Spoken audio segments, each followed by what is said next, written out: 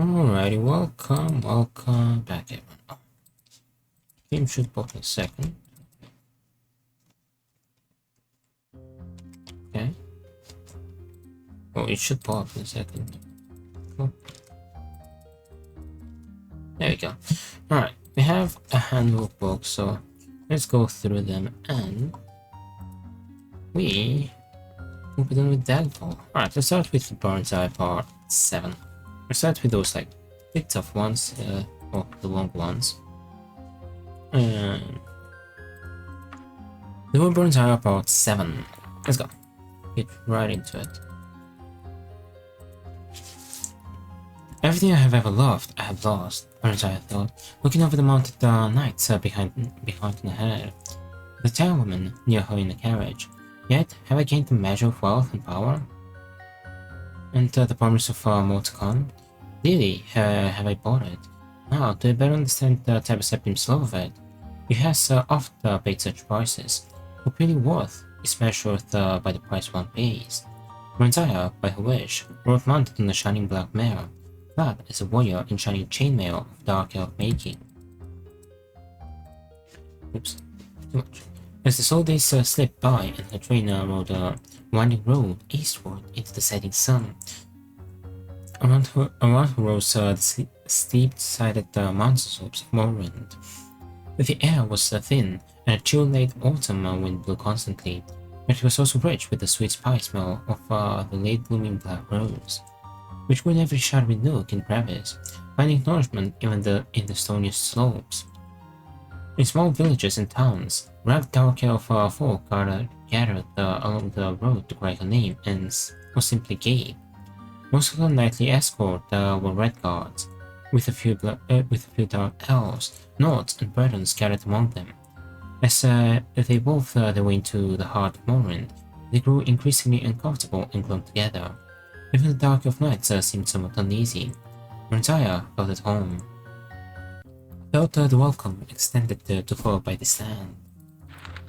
Symmachus met her at the Mournhold borders with an escort of knights, about half of whom were dark elf in imperial battle dress, she noted.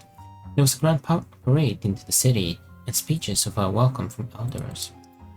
I've had the Queen's suite refurbished for you, he said, but you can change anything not to your taste, of course. He went on about details of the coronation ceremony, which was to be held in a week. He was his old commanding seller, but she sensed something else as well. He was eager for her approval of the arrangements. He asked her nothing about her stay in Imperial City or Type Septim, although Barentai was certain that Drelaine had told him everything in detail. The ceremony itself, like so much else, was a mixture of old and new, part of it dictated by Imperial format, as she was sworn to service of the Empire and Type Septim, as well as to the land of Mournhold and its people.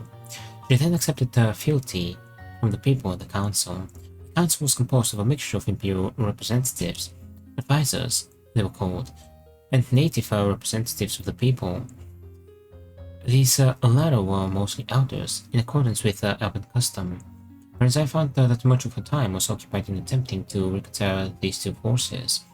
The elders were expected to do most of the counseling in the name of the reforms introduced by the Empire, such as land ownership and surface farming, which went clean against the Kelvin tradition, as laid down by the ancient gods and goddesses. Now, Tabaseptim in the name of Dawn had decreed a new tradition, and the gods and goddesses themselves were expected to obey. Rosaya threw herself into work and study. She was through with love and meant for a long, long time, if not forever. There were other pleasures, she discovered, as Symmachus had promised, but those of the mind, power. She developed a love for dark elf history and legend, a hunger to know the people from whom she sprang, proud warriors and craftsmen. Tabaseptim lived another half-century, during which she saw him on a few occasions, as she was bidden to Imperial City for one reason or another. He greeted her with warmth on these occasions, and they had long talks together about the events. He seemed to have quite forgotten that there had ever been anything more between them. He changed a little over the years. Rumor said that his mages had found spells to extend his vitality, and even that the one had granted him immortality. Then one day, a messenger came with the news that he was dead, and his son was now emperor in his place. They'd heard the news in private, she and Symmachus. He took it stoically, and he took everything. It doesn't seem possible, Bronzaya said. I told you, it's the human ways. Their short-lived race. It doesn't really matter. His power lives on, and his son now wields it. You called him your friend. Did you feel nothing? He shrugged. There was a time when you called him somewhat more. What do you feel, Bronzaya? Emptiness, loneliness, she said. Then she too shrugged. That's not new. I know, he said, taking her hand. Bronzaya, let me try to fill that lonely place. He turned her face up and kissed her. It filled her with astonishment. She couldn't remember his ever touching her before. She never thought of him in that way, and yet, undeniably, an old familiar warmth spread throughout her. She'd forgotten how good it was, that warmth. Not the burning heat that she felt with Daggerfall, but the warmth she associated with straw. Straw. Poor Straw. She hadn't thought of him in so long. He'd be middle-aged now if he still lived, probably married with a dozen children, she hoped, and a wife who could talk too. Marry me, Bronzaya, he was saying. I've worked and toiled and waited long enough, haven't I? Marriage. A peasant with peasant dreams. The words appeared in her mind, as if from long ago. And yet, why not? If not him, who? The great noble family had been destroyed in the war and its aftermath. The hierarchy of rule had been restored, but not the old nobility. Most of them were upstarts, like Symmachus, and not as good as he was. He'd fought to keep Morhol whole and healthy when their so-called advisors would have picked their bones, sucked them dry, as Ebonheart had been so dry. He'd fought for Morhol, fought for her, while she and it grew. She felt a sudden rush of gratitude and undeniably affection. He was steady and reliable. It served her well. Why not? She said, smiling. The union was a good one, both in its political and personal aspect. While Daggerfall's son viewed her with a jaundiced eye, his trust in his father's old friend was absolute. Symmachus, however, was still viewed with suspicion by more stiff-necked folk. Suspicious of his peasant ancestry, his close ties to the Empire, while she was quite popular. The lady's one of our own in her heart, it was whispered, held captive as we are. Bronzaya felt content. There was work and pleasure, and what more could one ask of life?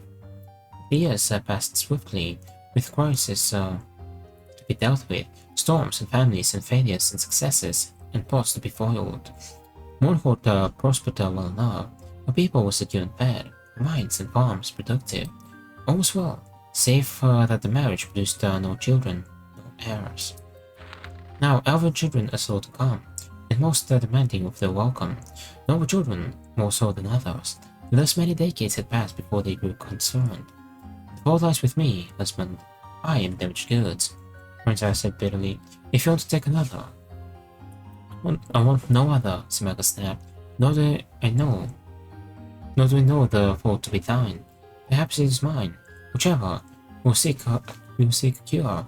If there is damage, surely it may be repaired. How so? When we dare not entrust anyone with my true story, those oaths do not always hold. It won't matter if we change the time and circumstances a bit. Whatever we say or fail to say, Geoffrey never rests. His inventive mind and quick tongue are ever busy spreading gossip and rumor. Priests and healers came and went, but all their prayers, potions, and other efforts produced not even a period of bloom, let alone a single fruit. Eventually, they put it from their minds and left it in the god's hands. They were yet young, with centuries ahead of them. There was time. Oh, elves always have time. That was part 7. Our reputation kinda decreased, I'm not sure why, but it won't matter for much longer. Alright, 3 mark or so. Part 7.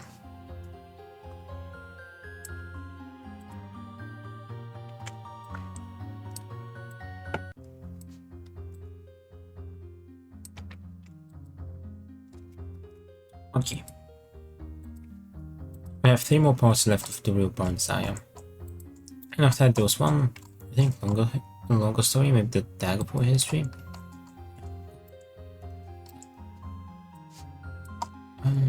We're gonna go out to buy more books a bit later. We have 7, which is plenty. The true burns are about 8. Let's see how long this one is. 20 minutes. Alright, let's just get going. The true burns are about 8. Bronzaya sat in the hall at dinner, pushing her foot about on her plate, feeling bored and restless. Malchus was away, having been summoned to Imperial City by Tabor Septim's great-great-grandson, Euro Septim. Was it his great-great-great-grandson?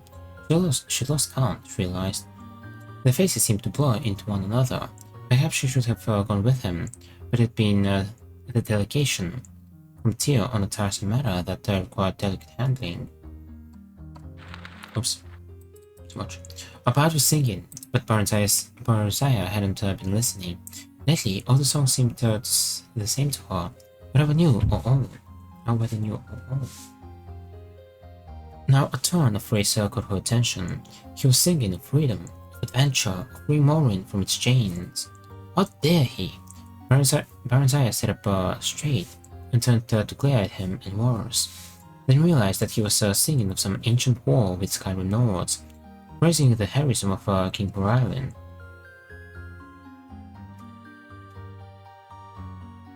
Boralin and his brave companions. Yo, these are the ones from King Edward. Boralin and companions. Yeah, that's King Edward. See how it's pretty cool how the stories are just interconnected. That tale was old enough, yet the song was new, and the meaning, Bronzaya wasn't sure. A bold fellow, but with a good choice, with a good voice and an ear for poetry and music. Rather handsome too, in a ravish way. He didn't look exactly prosperous, nor was he all that young. Certainly he wasn't under a century of age. Why hadn't she heard of him before? Or at least heard of him. What? Oh, heard him before. Heard of him, okay. Who is he? She whispered to her dinner companion. He robot and said, calls himself Nightingale. No one seems to know anything about him. Bid him speak with me when he is done. Nightingale came to her, thanked her for the honor and the purse she handed him. His manner wasn't bold, rather quiet and unassuming. He was quick enough with gossip about others, but she learned nothing about him. He turned all questions away with a joking answer or wild tale, with one given so charmingly that it was impossible to take offense. My true name, my lady, I am no one. No, my parents named me no one. Or was it nobody? What doth it matter? How can the parents give name to that which they know not? Ah, I believe that was the name. No, not. I have been Nightingale for so long, I do not quite remember. Well, since last month at the very least, or was it last week? All my memory goes into song and tales, you see. I've none left for myself. I'm really quite boring. Where was I born? Why, nowhere. I plan to settle in Trunaman when I get there, but I'm in no hurry. I see. And will you then marry? At leisure? Very perceptive of you, my lady. Perhaps, although I find Inaste quite charming too. Wiles. Ah, you're fickle then. Like the wind, my lady, I blow hither and yon, and hot and cold. Stay with us a while then, if you will. Stay a while and listen. As you wish, my lady. Bronzaya found her interest in his life rekindled. Her interest in life rekindled. All that had seemed stale seemed fresh and new again. She greeted each day with zest, looking forward to conversation and song with Nightingale. Unlike other bards, he never sang her praises, nor the women's, but only of her adventure and bold deeds. When she asked him about this, he merely said, "What greater praise of thy charm couldst thou ask? Then what thy own mirror gives thee? Any thoughts thou wouldst have? Thou hast those of greatest bards of the land. How should I vie with them? I, who was born but a week gone by. For once, they spoke privately, for Baranzaya, unable to sleep, had been him to come to her chamber, that his music might soothe her. Thou art lazy and a coward, else I hold no charm for thee. Lady, to praise thee I must know thee, and thy spirit is wrapped in clouds of enchantment. Not so. These are thy words that weave enchantment, and thy eyes. Know me if thou wilt, and if thou darest. Came to her, they lay close, kissed and embraced. Not even Baranzaya truly knows herself, he whispered softly. How can I, Baranzaya? Thou seekest and I know it not, nor yet for what? What would you have, that you have not? Passion, she whispered, passion, and children born of it. And for thy children what? What birthright will you give them? Read them, she whispered, read them to be what they are. Where can I find these things? They lie beside you and beneath you if they stretch out your hand to take them.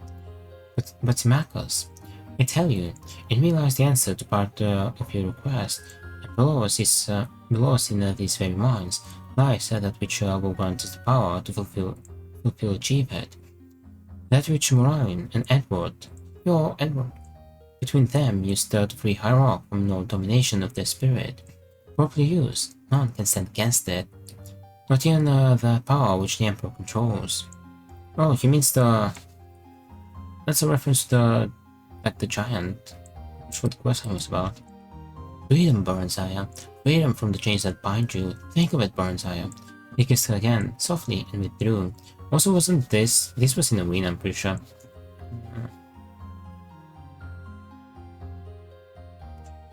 The thing that he's referring to was in arena.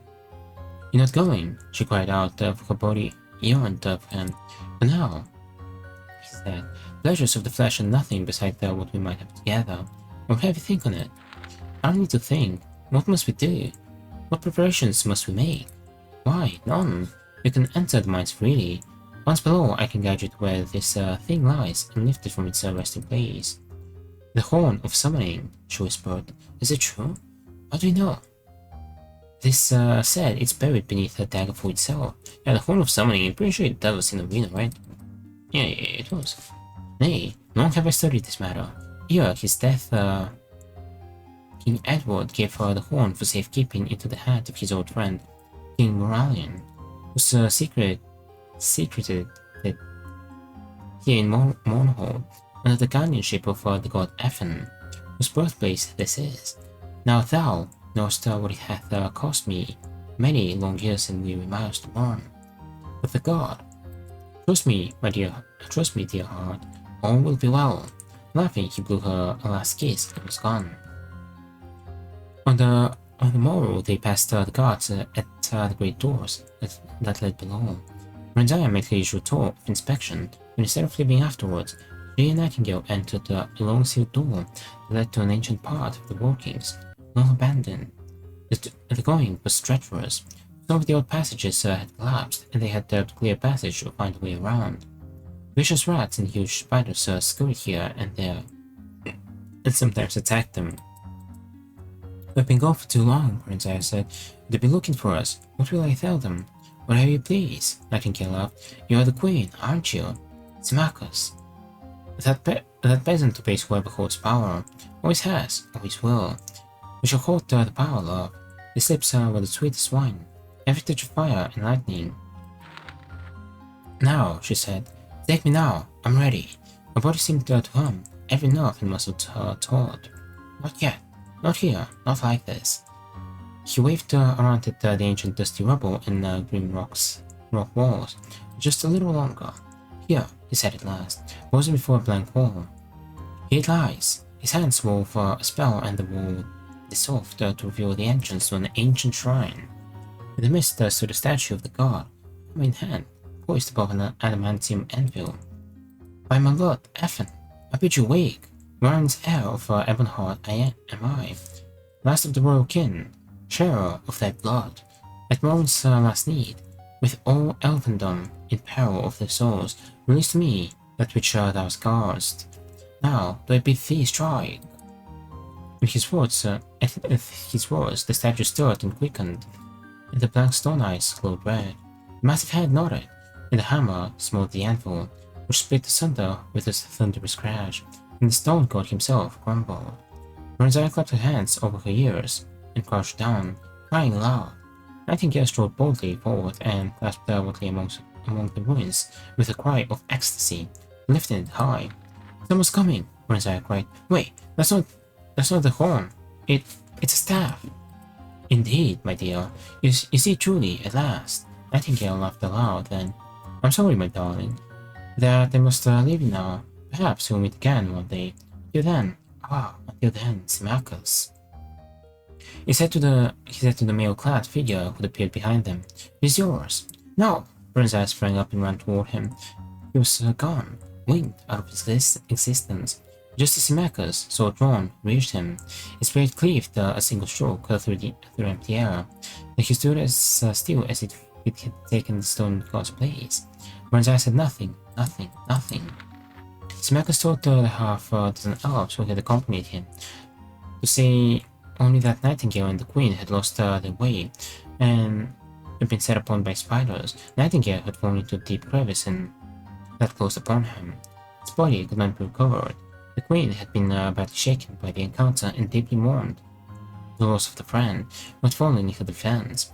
Such was his power of command that the statued soldiers, uninformed, had caught more than a glimpse of the event, were half convinced that it was true.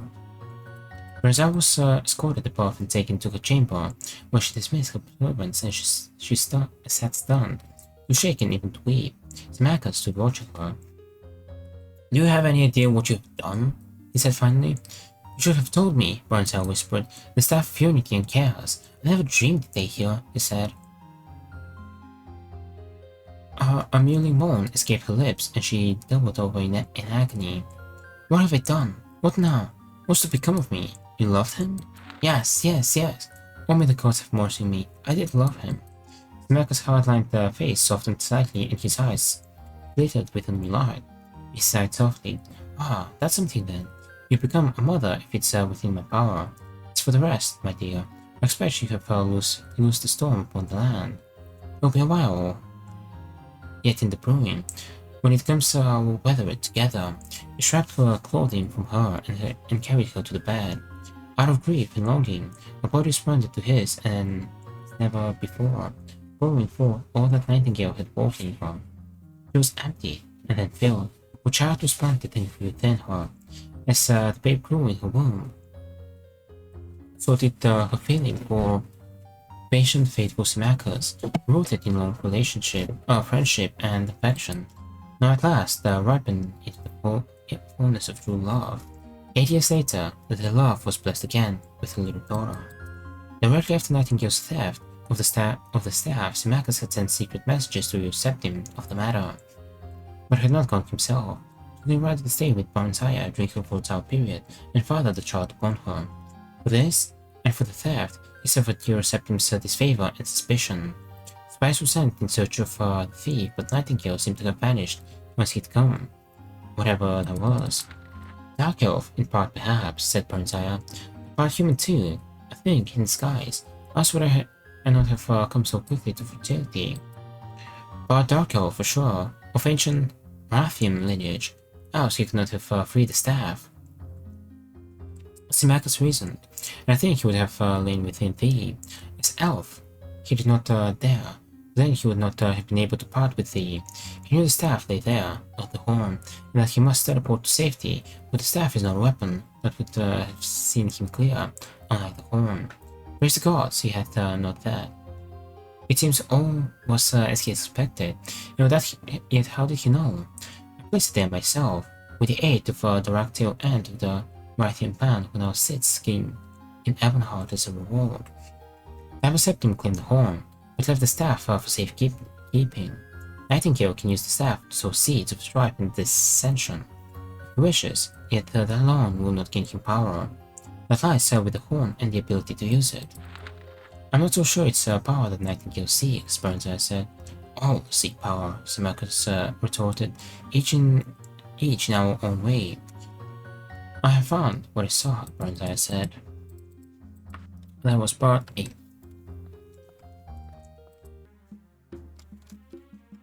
I was gonna say it's quite tempting, but there were a few people. Part 8.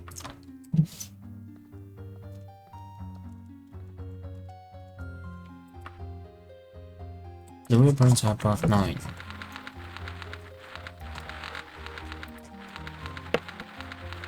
Yeah, that's a bit longer too.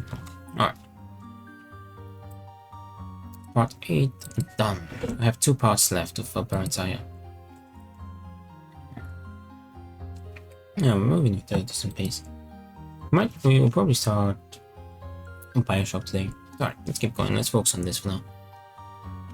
This time. And the Reburns Eye part 9.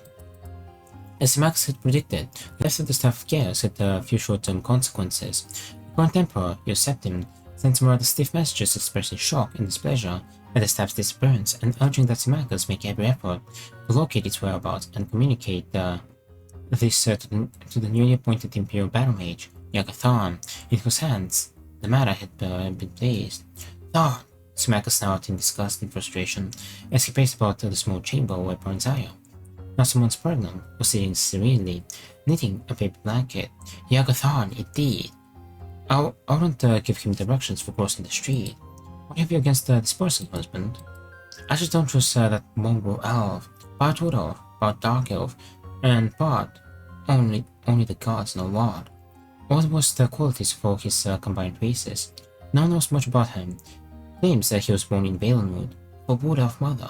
Seems to have been everywhere since. Bronzai sunk in the contentment of pregnancy. Had only been humoring Symmachus thus far, but this piqued her interest. Nightingale? Could he have been this Yagathon, disguised? Nay, human blood seems to be the one missing component in Tharn's ancestry. Symmachus, Burnseye knew, there was a flaw. Symmachus despised wood elves as lazy thieves and high elves.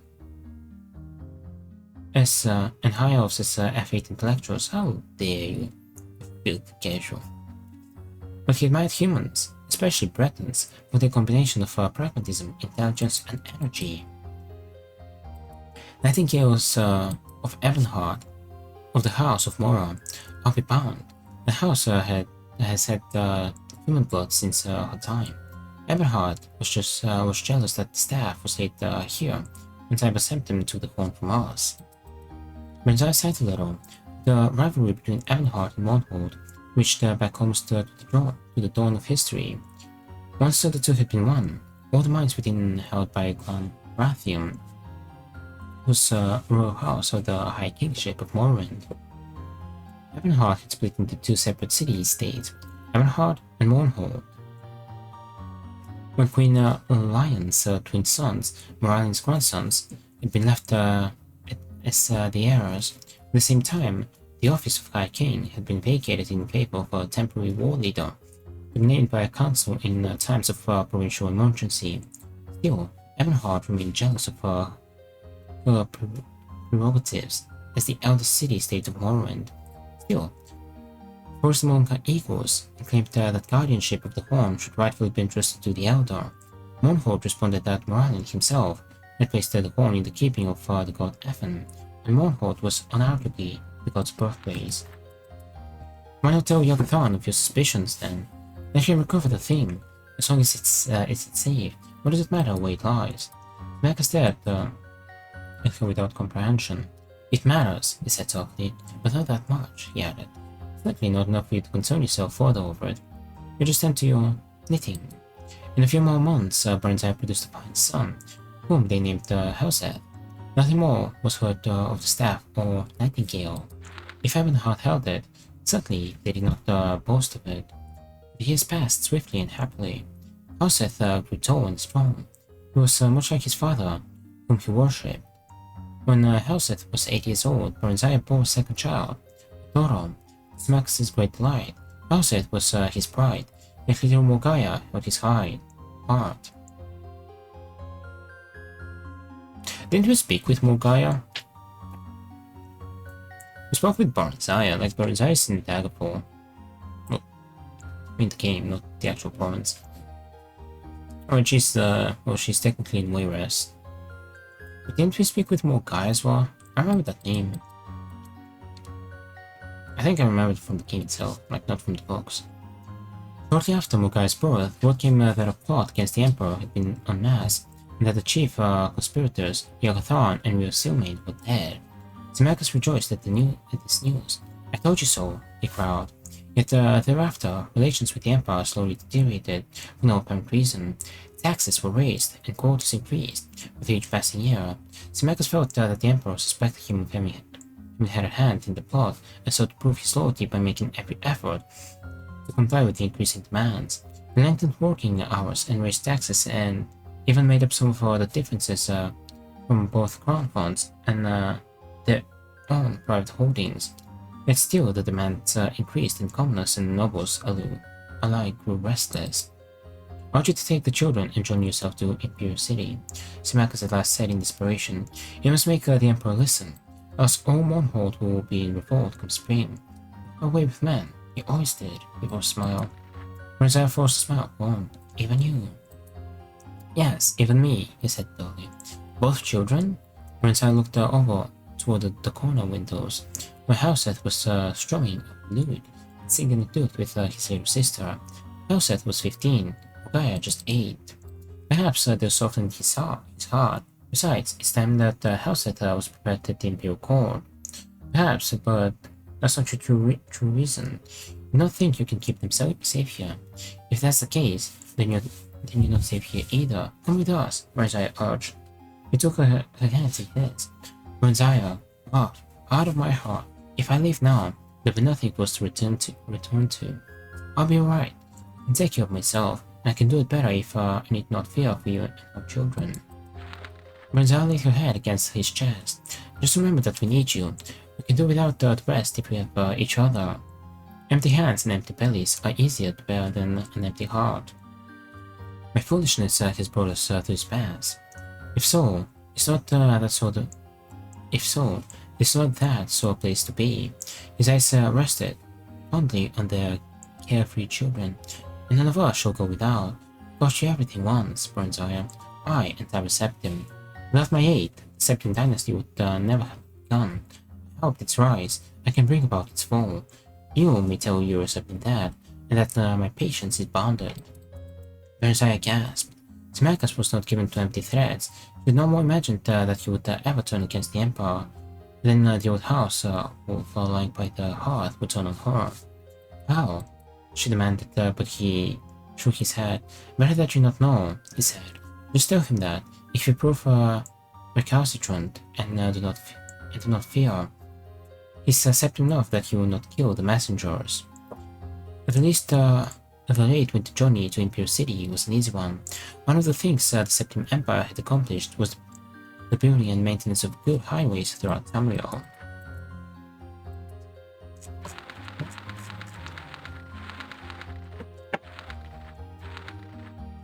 I have a bit left, alright. Ronzai stood before the Emperor's throne, explaining Mournhold's straits. She had waited weeks for an audience with Yo Septim. Fobbed off on pretext or another. His Excellency is indisposed. An urgent matter demands his attention. "I'm sorry, Your Highness. There must be some mistake. Your appointment is for next week." "No, see." And now it was not going well. He didn't even seem to be listening to her. He hadn't invited her to sit, nor had he dismissed the children. Howseth stood still as a carved statue, but little Mogaya had begun to fidget. She had first greeted the three of them with a too bright smile of welcome that did not reach his eyes. Then, as she presented the children, he had gazed at them with a fixed attention. That was real, yet inappropriate. Ronzai had been dealing with humans for nearly 500 years now and had developed a skill at reading their expressions and movement. That was far beyond that any human ever learned. Twice the Emperor might conceal it. There was a hunger in his eyes, and something more. Dread. Why? He had several fine children of his own. Why cover the horrors? And why look at her with an intense, though brief yawning? As well, perhaps he was tired of his lady. Humans were fickle-minded, but She was the one that freaking fickled with everyone else. What the heck? But after that, I mean, this ain't wrong, but she's like that too. But after that one long bony glance, his gaze shifted away as she began to speak of permission, and he sat still in stone.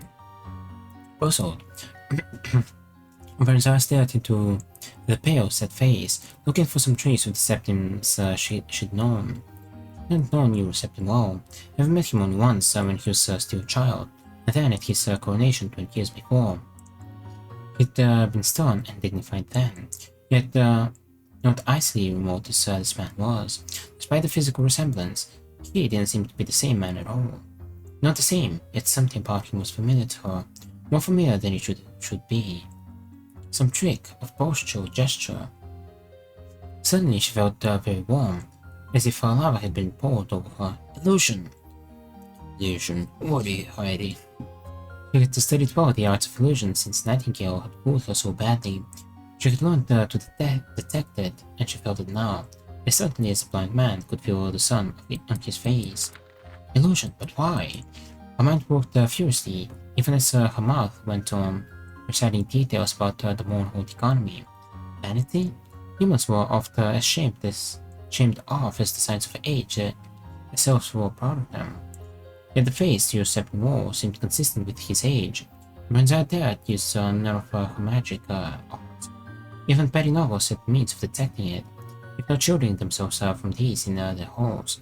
The use of magic here would bring down his wrath as surely as drawing a knife would. Magic, illusion. Suddenly she thought of Nightingale, and briefly he sat there before her, only saddened. Trapped. And then that vision faded, and another man sat there, like Nightingale, and yet alive. Pale skin, red eyes, and elven ears, and about him a fierce glow of concentration, an aura of energy, a shrieking horror. This man was capable of anything, and then, once again, she beheld the face of Hero Septim. How could she be sure she wasn't imagining things? Perhaps her mind was playing tricks on her. She felt a sudden vast weariness, as if she'd been carrying a heavy burden too long and too far. Do you remember, Excellency, Symmachus and I had dinner with your family shortly after your father's coronation. You were no other than little Mogai were. We were greatly honored to be the only guests that evening, except for your best friend Justin, of course. Ah yes, the Emperor said. I believe I do recall that. You and Justin were such friends. I was told he died not long after. Great pity. Indeed, I still not like to speak of him. His eyes were wary. Ah, as for your request, my lady, you should take it in the advisement and let you know. Bernzar bowed, as did her children. Another dismissed them, and they backed away from the presence. Bernzar took a deep breath. Justin had been an imaginary friend, although you had insisted that the place be set for Justin at every meal. Not only that, Justin had been a girl. Despite the boy name, Symmachus had kept up the family joke long after Justin had gone wherever such childhood friends go, inquiring seriously after Justin's well-being whenever he and you Septim met. And being responded to as seriously, the last Bernzar had heard Justin after an adventurous youth. Had married a high elf and settled in Lyandril. The man occupying the Emperor's chair was not Hero Septim, Nightingale. A code of reckoning rang through her, and Bernzar knew that she was right. It was he, indeed. Symmachus had been wrong, so wrong. What now? She wondered. Well, what had become of Hero Septim? And, more to the point, what would it mean for her and Symmachus and Mournhold? Thinking back, Bernzar guessed that their troubles were due to this false emperor. Nightingale, whoever he really was, he must have taken Hero Septim's place shortly after the unreasonable demands of her on Mournhold had begun. It would explain why the relations had deteriorated so long. As humans judge time, after her offense. Nightingale knew of Symmachus' famed loyalty to and acknowledged of the Septims and was making a preemptive strike. If that were indeed the case, they were all in terrible danger. She and the children were under his hand here in Imperial City, and Symmachus left alone to face the troubles of Nightingale's brewing. What must she do? Bernzar urged the children ahead of her, hand on each shoulder. A woman servant and guards trailing behind. They had reached the waiting carriage. Even though their apartment was only a few blocks from the palace, royal dignity forbade their walking, and once, Burnside was glad of that. Even the carriage seemed to be kind of sanctuary now. Of course, as she knew that feeling would be, or to be. A boy dashed up to one of the carts and handed him a letter, then pointed towards the carriage. The guard brought it to her. The boy waited, eyes wide. The letter was brief and complimentary, and simply asked if King Edwire of Wayrest, High Rock, might be granted an audience with her, as he had heard much of her, and would be pleased to make her acquaintance. Burnside's first impulse was to refuse. She wanted only to leave the city. Certainly, she had no inclination for any dalliances with a dazzled human. She looked up, frowning, and one of the guards. The guard said, "The boy says his master awaits your reply yonder." She looked in the direction indicated and saw a handsome, elderly man on horseback, surrounded by half a dozen courtiers and guards. He caught her eye and bowed respectfully, removing his plump hat. Yeah, we've seen King Edward as well, and we've been to Wayrest. Let's go. Very well, Burnside said to the boy on impulse. "Tell your master he may call on me tonight, after the dinner." The man looked polite and gave and grave and rather worried, but not in the least lovesick. Whew. Yeah. Burnside Part 9. Final part for Burnside. Let me mark it.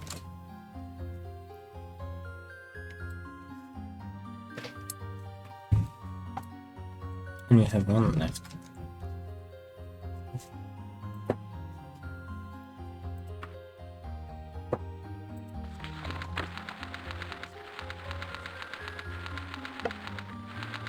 I feel like this one is not as long, or maybe I'm just tripping. Alright, let's get to it. The Royal Burnside Part 10. Burnside stood at the open tower window, waiting. She could sense her familiar's nearness, but though the night sky was clear as day, to her eyes she could not see him yet. She could not yet see him, and suddenly he was there, a swift-moving dot, beneath the wispy night clouds. A few more minutes and the great Nighthawk was there, wings folded, talons reaching for her thick leather armband. She carried the bird to its perch, where it waited, while her impatient fingers felt for the message secured in the capsule. It rang, then ruffled its feathers, and began to preen, secure in her presence. A tiny part of her consciousness shared its satisfaction with the job well done. Rest on, yet beneath there was an unease. Things were not right, not even to its broad mind. Her fingers shook as she unfolded the thin sheet, and poured over the sheet of cramped writing, not Marcus's bold hand. Burnside sat, slowly, fingers moving the document while she prepared her mind and body to accept disaster if only. The Imperial Guards had deserted Symmachus and joined the rebels. The loyal troops had suffered a decisive defeat. The rival leader had been recognized as King of Morrowind by the Emperor. Symmachus was dead. Burnside and the children had been declared traitors of the Empire, and a price set on their heads. "My lady," Burnside jumped, startled at her servant's approach.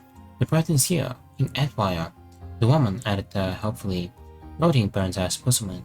"Is there news, my lady?" she said, nodding at the Nighthawk. "Nothing thou not wait," Burnside said quickly. "See to the board." King Edward greeted her gravely and courteously, if rather fulsomely. He claimed to be a great admirer of Symmachus, featured prominently in his family legends. Gradually, he turned the conversation to her business with the Emperor. Finding her non-committal, he suddenly blurted out, "My lady Queen, you must believe me. The man posing as the Emperor is an impostor. I know it sounds mad, but No, Burnside said, with sudden decisiveness. "You're correct, I know." Edward relaxed back into his seat for the first time. "I should, you know? You're not just humoring a madman. My lady, we need your aid." Burnside smiled grimly at the irony. "Of what assistance might I be, my lord?" Quickly he outlined the plot. The Imperial sorceress Raya Silmain had been killed and declared a traitor by the false Emperor. Yet she retained a bit of her power and could yet contact a few of those she had known well on the mortal plane. She had chosen a champion. Yo, that's us. Who would undertake to assemble the missing staff pieces and use the staff's power to destroy Jagathon. Was otherwise invulnerable and rescued the true Emperor, who was being held prisoner in another plane. However, the chosen champion languished now in the Imperial dungeons.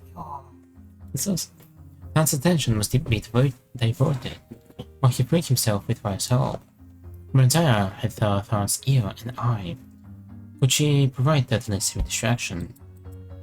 I suppose I could obtain another audience with him. Would that be sufficient? What do you mean, his eye? Oh, my hips. Everybody looked uncomfortable. It was whispered among the servants that Yagathan kept your likeness in a sort of shrine in his chambers. That surprises you? Yes? No. Our chosen one may need a few days to escape. You trust me in this? Why? We're desperate, my lady. I have no choice. Yes, I do trust you. Smackers is dead. Mirza explained quickly and coolly. My lady, what dreadful news! For the first time, Edward's unbrained voice was shaken. Under the circumstances, we can hardly ask. Nay, my lord king, under the circumstances, I must do what I may to avenge myself upon the murderer of my children's father. In return, I ask only that you protect my orphan children, as you may. Most willingly, I so pledge, most brave and noble lady. What fool, Branzaya thought. She did not sleep that night, but sat in a chair beside her bed, hands folded in her lap, thinking long deep thoughts. She would not tell the children, not yet, not until she must. She had no need to seek another audience with the Emperor, whose summons came in the morning. She told the children she expected to be gone a few days, bade them give the servants no trouble and kissed them goodbye. Gaia went to bed. She was bored and lonely in Imperial City. Outside looked Dower, who said nothing. He was very like his father.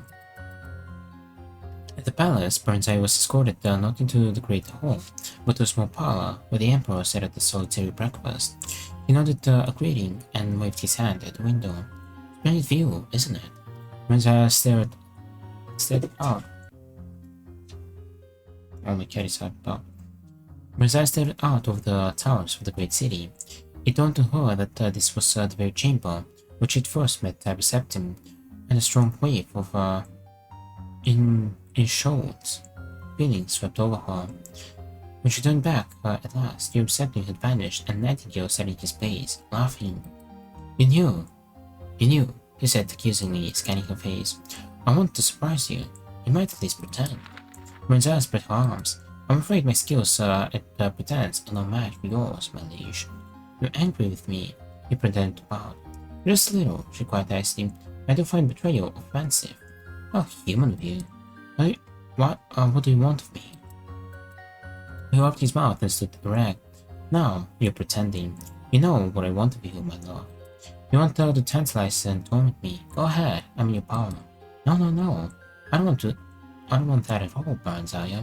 He came near, speaking low in the old caressing voice that sent shivers only her body. Don't you see? This was the only way. His hand closed on her arms. You could have taken me with you. Tears gathered in her eyes. He shook his head. I didn't have the power. But now I have it all. Mine to have, mine to share with you. He waved his hand toward the window and the city beyond. Old Tamriel to lay at your feet, and that is only the beginning. It's too late. Too late? It's too late. You left me to him. He's dead. I scanned for years. What does it matter? Children. I'll adopt them. We have others together. Branzaya, I have powers you'd not dream of. He moved to kiss her, but she slipped his grasp and turned away. I don't believe you. You do. You know. You're still angry, that's all. He smiled in her gracious eyes. What do you want? She shrugged. A walk in the garden. A song or two. You want to be courted? Why not? You do it so well. It's been long since I've had pleasure. And so they spent the days in courtship, walking, talking, singing and laughing together, while the Emperor's business was left to underlings. I'd like to see the staff, Branzaya said highly one day. I only had a glimpse of it. Nothing would give me greater pleasure, past light, but that's impossible. You don't trust me? Branzaya pouted, but she softened her lips for his kiss. Nonsense, love. It isn't here. In fact, it isn't anywhere. He laughed and kissed her again softly. Wait. Oh, he jumped down. And he's chilling. Yeah, softly. Now you're talking in riddles again. I want to see it. You can't have destroyed it. Ah, you've gained in wisdom since last we met. You piqued my interest somewhat. The staff can't be destroyed, and it can't be removed from Tamriel, but without the direct consequences to that itself. Ah, all true. And yet, as I said, it isn't anywhere. You saw the riddle? He put her to him, and she leaned into his embrace. Here's a great riddle still, he whispered. How to make one of two. That I can and will show you. Their bodies merged, limbs tangled together. Later, when they drawn a bit apart and tossed, she thought sleepily, 1 of 2, 2 of 1, 3 of 2. What cannot be destroyed or banished might be split apart, perhaps. Nightingale kept a diary. He scribbled entries in it each night after quick reports from his underlings. It was locked, but the lock was a simple one. The Baranzaya managed to sneak quick looks at it. He was occupied in toileting himself. She discovered that the first staff piece was hidden in an ancient woven mine called Van Lair. We've been there. Although its location was given only in vague terms. The diary was cramped with jotted events in an odd shorthand and was very hard to decipher. Old Tamriel, she thought, in his hands and mine, and more perhaps, and yet, for his surface charm, there was a cold emptiness where his heart should have been, an emptiness of which he was quite unaware, she thought. One could glimpse it now and then, but when his eyes would go blank and hard. Pleasant dreams, Burnside thought, and straw flashed before her eyes, looking sad, and then there is, with a mocking smile and empty eye sockets. Smackers who did what must be done, quietly and efficiently.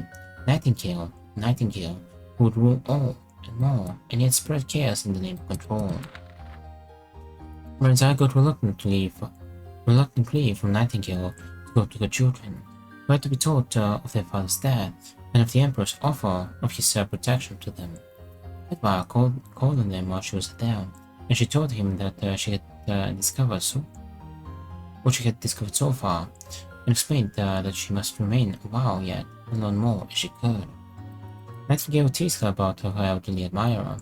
He was quite aware of Edward's suspicion, although, as he said, no one took the old fool seriously. Rantaya managed to arrange a reconciliation of sorts between them. Edward publicly recanted his suspicion and his old friend, who gave him. Thus he was invited to dine with them, at least once a week. The children liked Edward, even Helseth, who disapproved of his mother's liaison with the Emperor, and consequently detested Nightingale. He had become surly and temperamental and frequently quarreled with both of them. Edward was not happy either, and Nightingale delighted in publicly displaying his affection for Parentaya. They could not marry, of course. William Septim was already married. He had exiled the true Empress shortly after taking Septim's place, but he not dared to harm her. She was held by the Temple of the One. It had been given out publicly that she was in ill health. Rumors had been circulated that she had mental problems. The Emperor's children had also been dispatched to various prisons disguised as schools.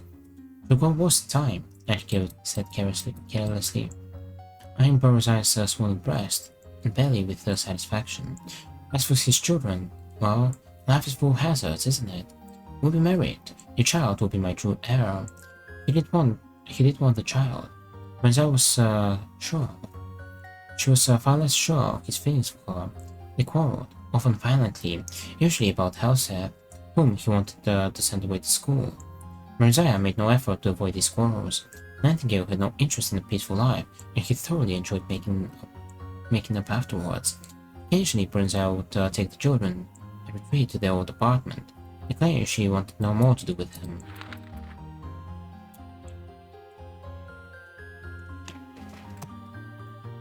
She was 6 months pregnant before she finally deciphered the location of the last staff piece.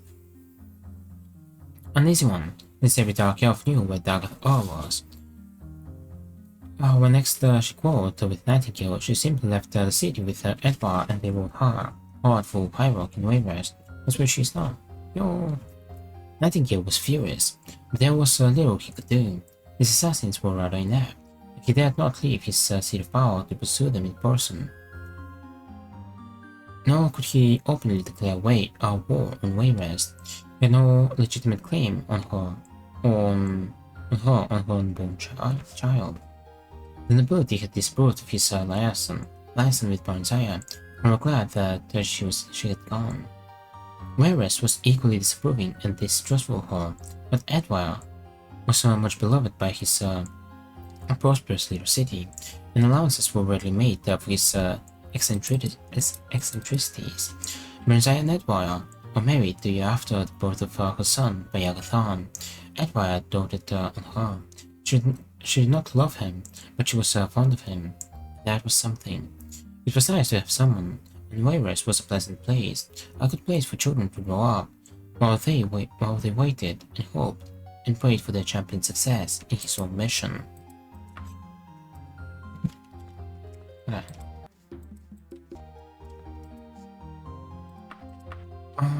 If that's the real Baranzaya, we did read them in what's it called?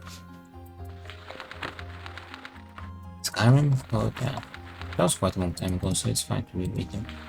Let's go for the history of Daggerfall. Oh. I thought they would be longer. Let's go for the Pampus bed next, but first, let's mount this. And we're gonna go grab a water. Yeah, all the way. Need more hydration. Alright. 2, 5, 6, 7, 8, 9, 10, 11. We have 11 books left. Alright. Well, I'm gonna go grab some water and we're gonna keep going. Alright, I'll be right back.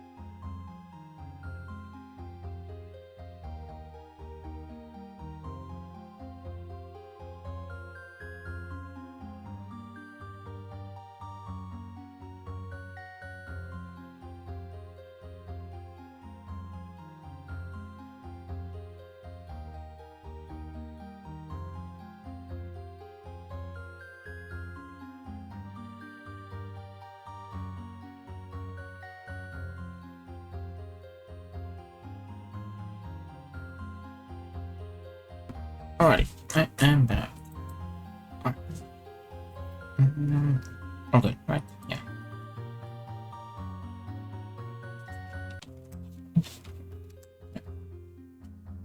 Mr. Cat is cleaning himself.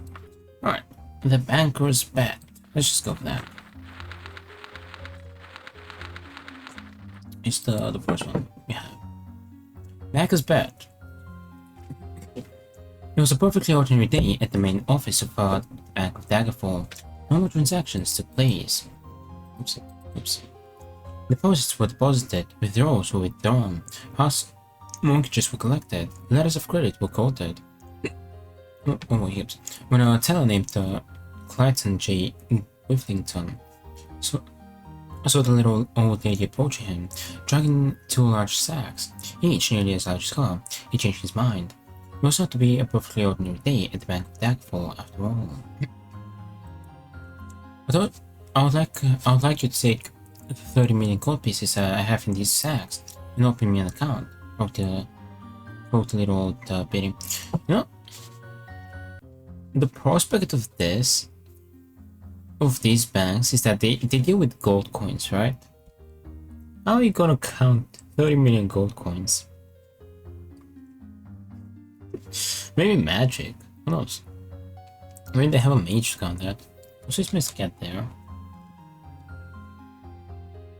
Oh, there he is. You can't see his leg. Oh, here he is. In a cat boy. Yeah, so I feel like it'd be a nightmare being like working in one of these banks. Like, how would you know that she has 30 million gold Nika sacks?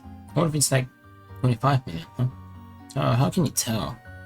How is she carrying 30? Like, how is she carrying 30 million gold as well? Wait. About 30,000. 30,000 would be about 100 and maybe 50 kilograms. How the heck is she carrying 30 million?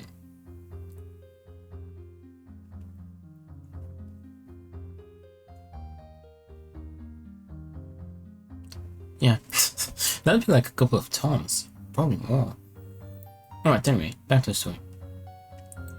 Certainly, madam, Whifflington said eagerly. He counted the gold in the sacks and found that it was 30 million gold exactly.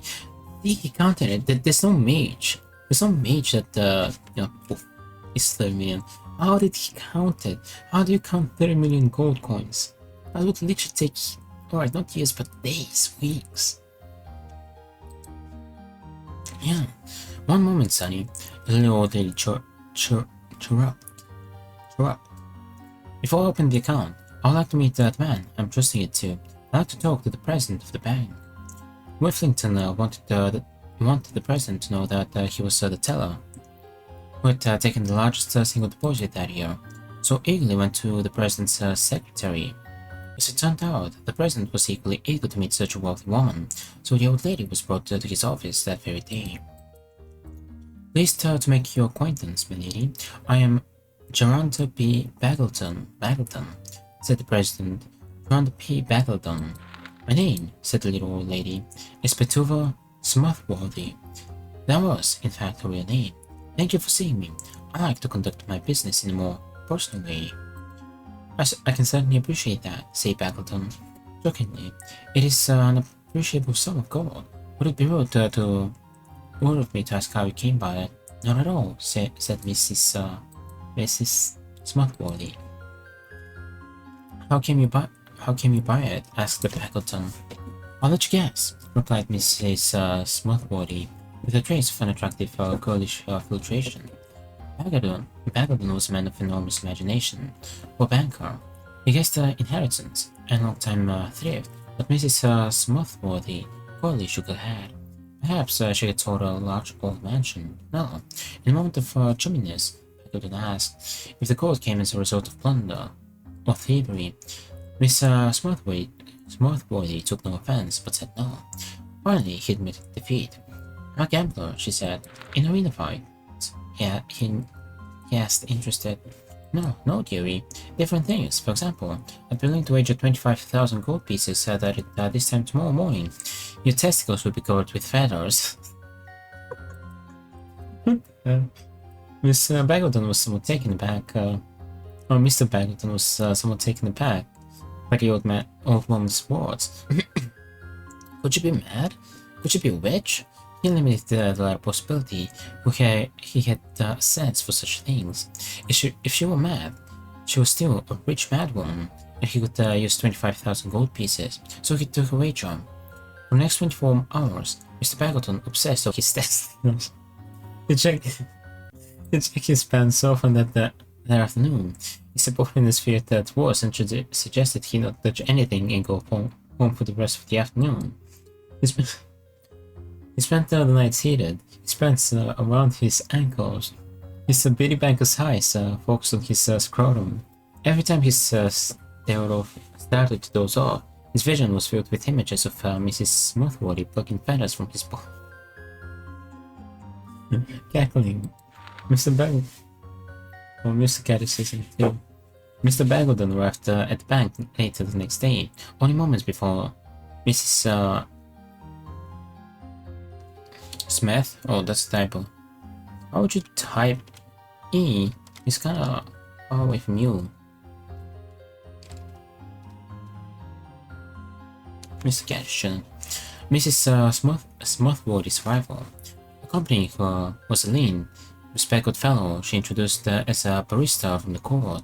My son, it turned out, young Mr. Smoothworthy. Wait, is it Smoothworthy?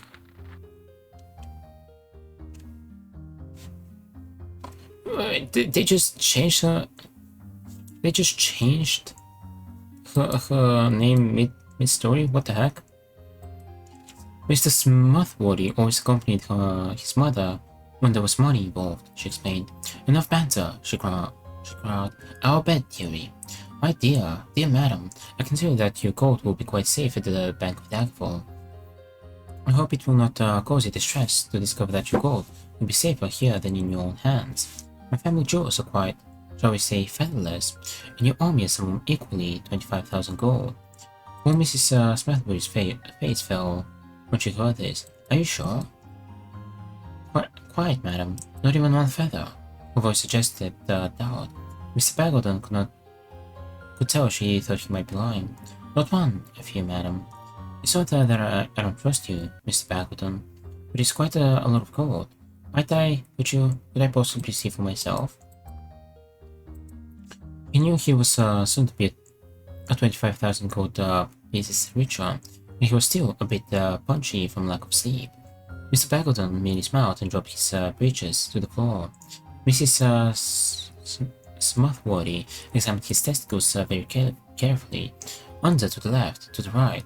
At last, she was satisfied that there was not so much as a down feather anywhere in the region. While she was looking under them one last time, Mr. Bagleton heard a thwacking noise across the office. Young Mr. Smoothworthy was banging his head against the stone wall. "What in the lady's name is wrong with your son?" Miss Smoothworthy asked. "Nothing, dear," she said.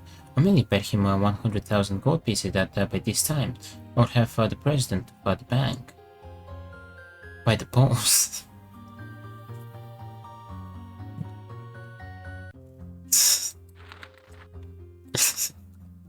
That's a pretty funny story. Hey, they ain't no gods. Maybe they decided to leave me alone. The bank is bad. Alright. History of Daggerfall. But first, let me mark bank's bad is red.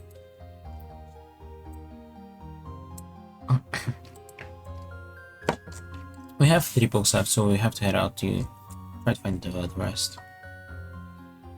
Alright, let's go. History of Daggerfall.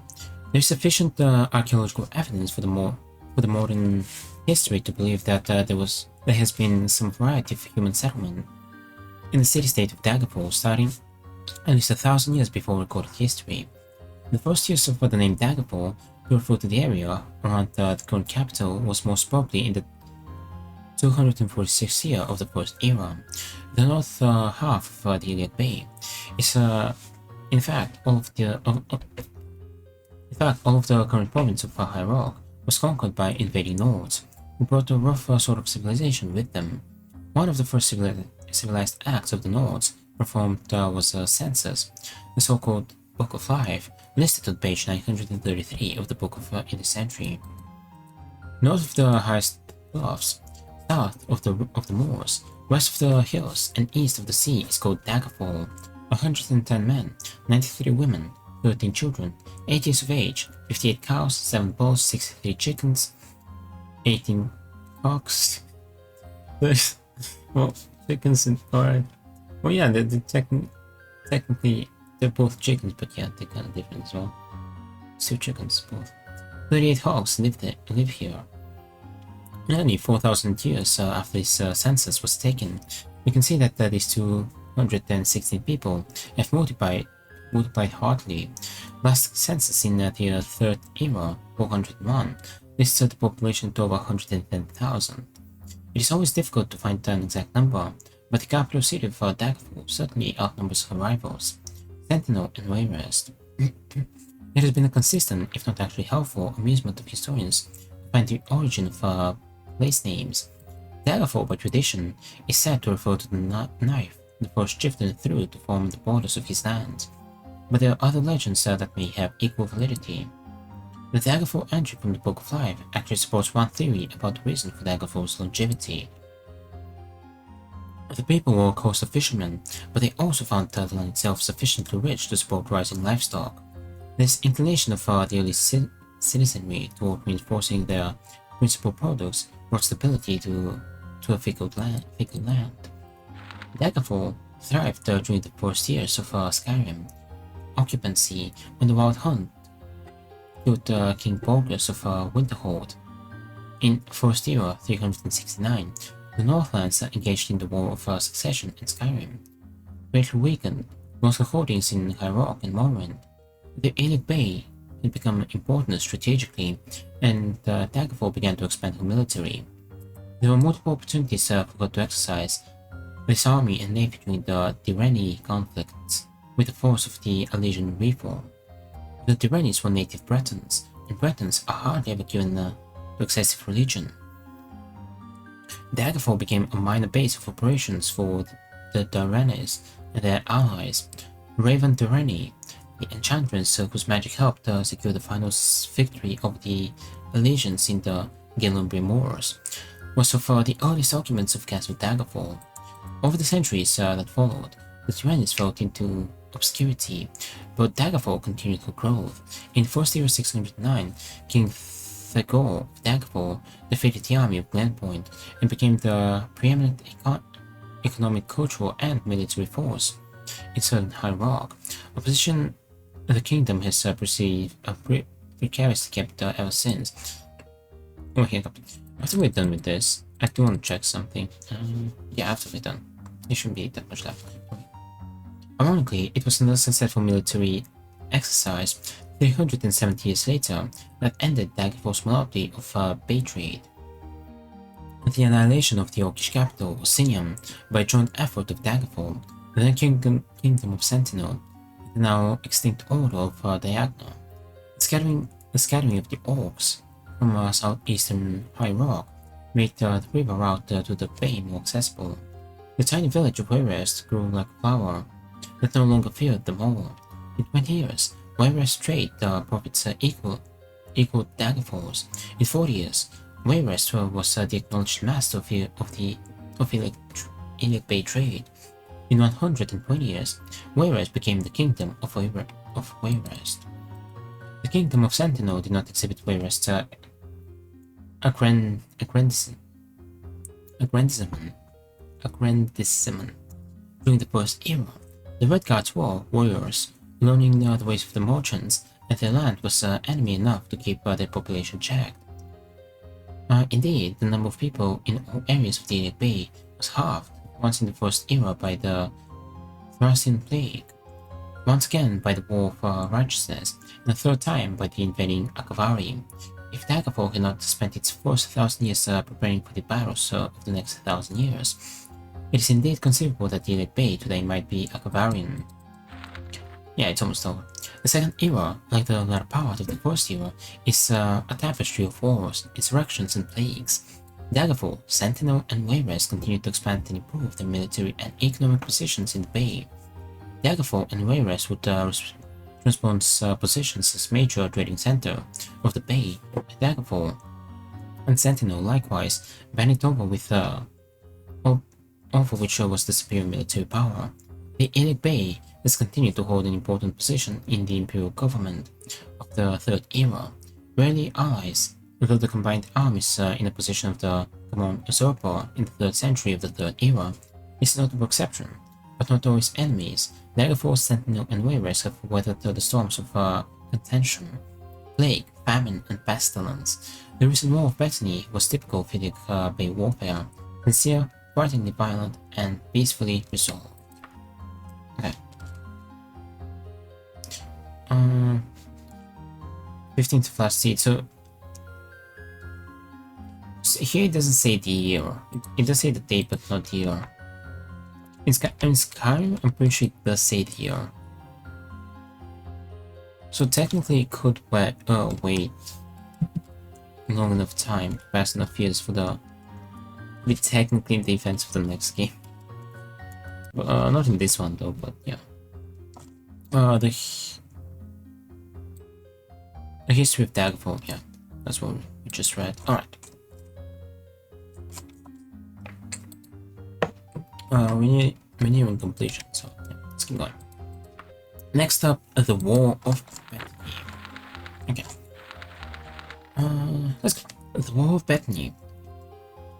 Could it be a better proof of the natural perversity of Bretons than their conduct before, during, and after what history remember as the War of Bethany?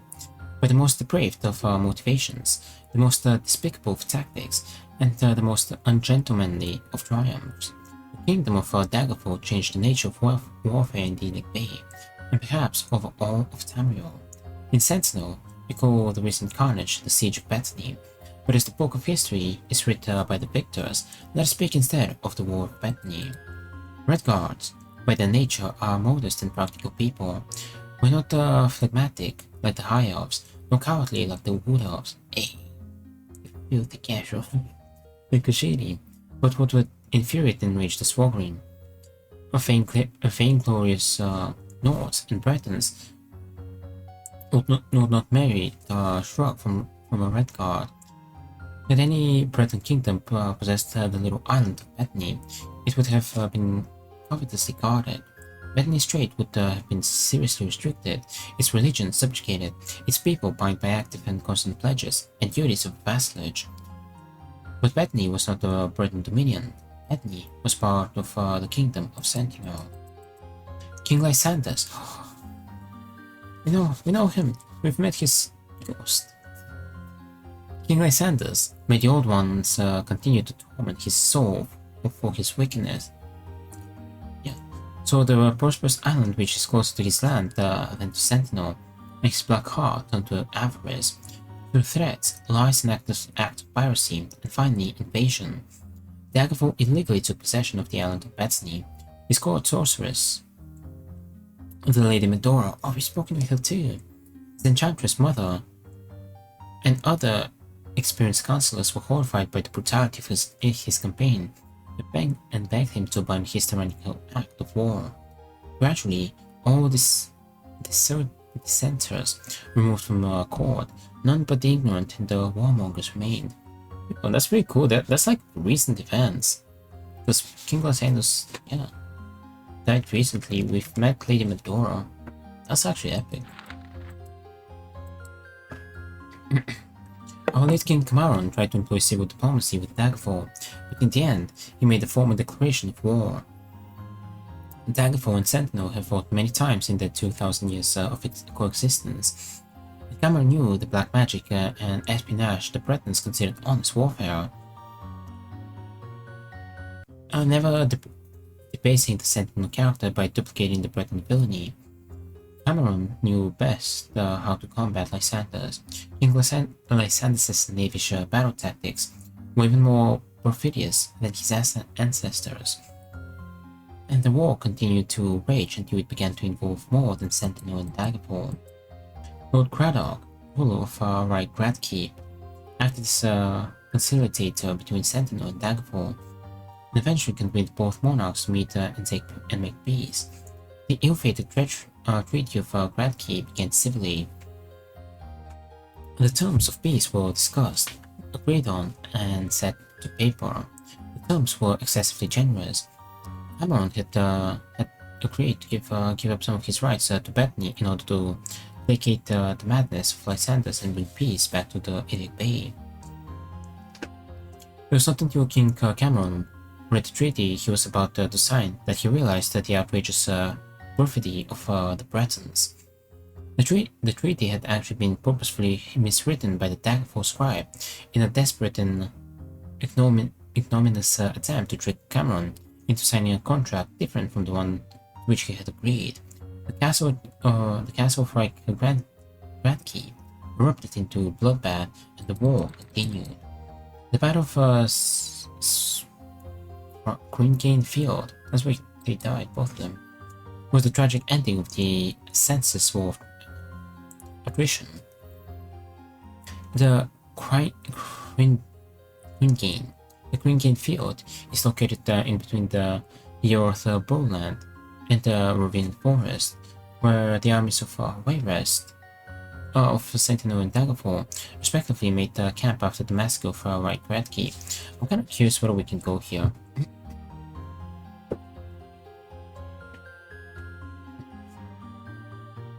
As the battle began, Daggerfall proved that she had some foul-Daedric magical tricks, left by blinding the Red Guard army with a wall of mist. Lysanders did not have the opportunity to gloat over his personage for long, but the short arm of a Sentinel archer struck him in the throat, even through the thick, swirling fog. Lysanders' son, Gothred, who had spent the battle in lugubrious relaxation, was crowned without ceremony, and thereupon demanded to duel with King Cameron. Cameron was many years Gothred's senior, and though a superior warrior, was exhausted from the endless warfare, and the boy king had been spared. Nevertheless, as a point of honor, our king agreed to the duel. The new king of Daggerfall, by dirty trick and magic, managed to backstab our king before the duel ever began. Thus, the victor of Green Field and the war of Bethany was Daggerfall. Daggerfall's wickedness continued even after her inglorious victory, while the widow queen of Sentinel, Her Majesty Akrithi, mourned and tried to mend her shattered hands. Gothred demanded the Prince of Sentinel as a hostage of war. To save her homeland, the Princess Abukai agreed to leave Sentinel and even married the murderer of her father. But we true Red Guards of Sentinel know where her love and honor lies. The Queen of Daggerfall is the Princess of Sentinel. First and foremost. Okay, and I want to check something.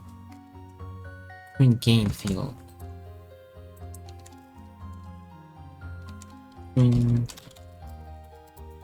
Is that a place where we can go?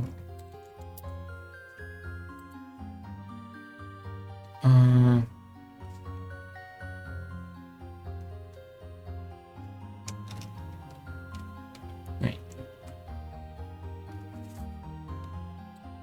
Between... Where's the Earth?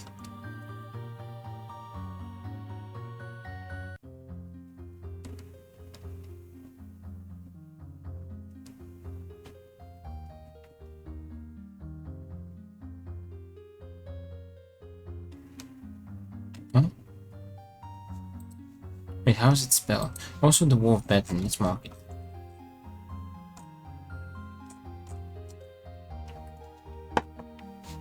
New Gates War of Bethany. Yeah, let me check something. How? Queen Gate. That's how you spell it. We have one more, then we have to go and search for others. Oh no, here? It's not here. Here maybe?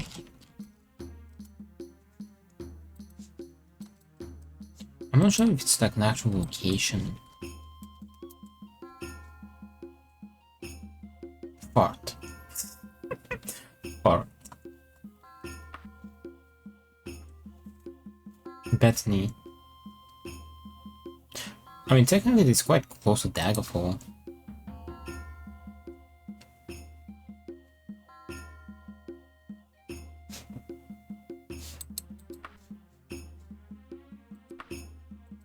Why is this like a province if there's nothing? There's literally no location here. I don't know, maybe it's not like an actual location. Anyway. Let's go for the final book that we have, and then we have like a few left and we'll be done. Alright, Wayrest, Jewel of the Bay. I saw that long. Alright. Wayrest is one of the most glorious cities of Western Tamriel, sparkling in contemporary beauty, lustrous by her past.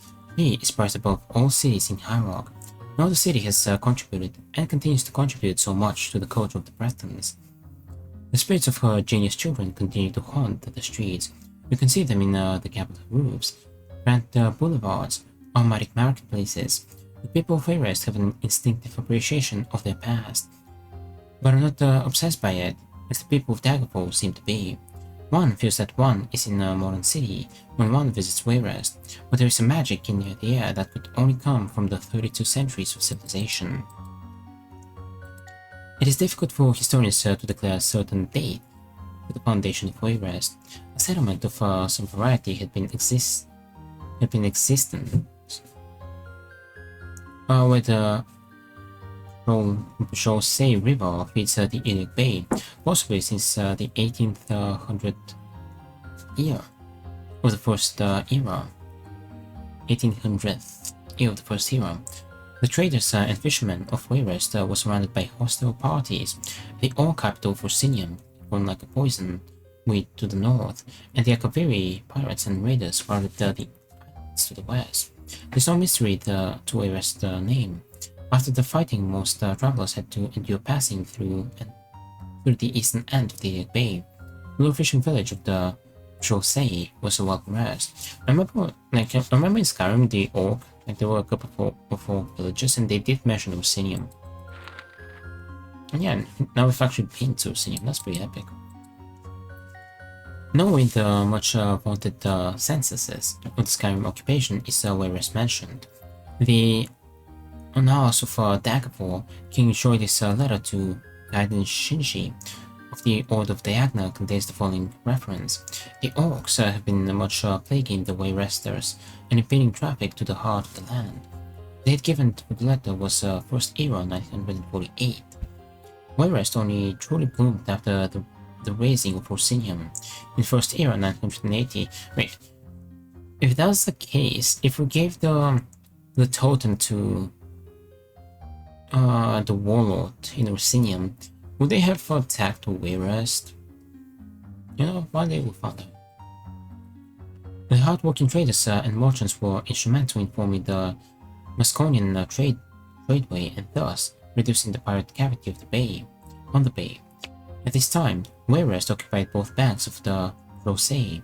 A successful mercantile family, the Gardeners, built a walled palace on the high rock side of the river, and, over time, allowed banks and other businesses within its walls. It was the gardener Farangil who was proclaimed the king when Wayrest accepted ambassadors from the Gamorrean Empire, and was granted the right to call itself a kingdom in the 1100th year of the First Era. Although Wayrest became a kingdom under the command of one family, the merchants continued to wield incredible power. Many economists have alleged that Wayrest's eternal wealth, despite all her hardships, comes from this rare relationship between the merchants and the crown. The Gardner dynasty fell, followed by the Cumberland dynasty, which is followed by the Holy dynasty, and finally, in the Third Era, the Septim dynasty. No citizen of another kingdom of comparable age can, with one hand, name all the families who had ever ruled. Never has the king of Wayrest been deposed by revolution or assassination. Except for those of the Septim family, every king of Wayrest can trace his line back to a merchant prince of Wayrest. The merchants and king respect one another, and this relationship strengthens both.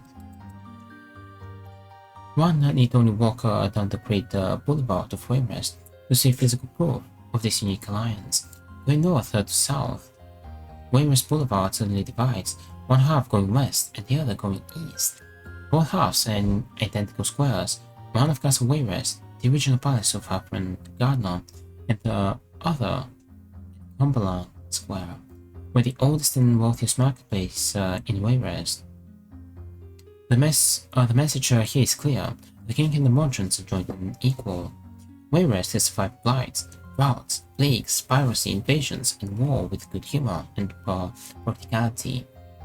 In First Era, 2702, oh, Mr. Cat is here.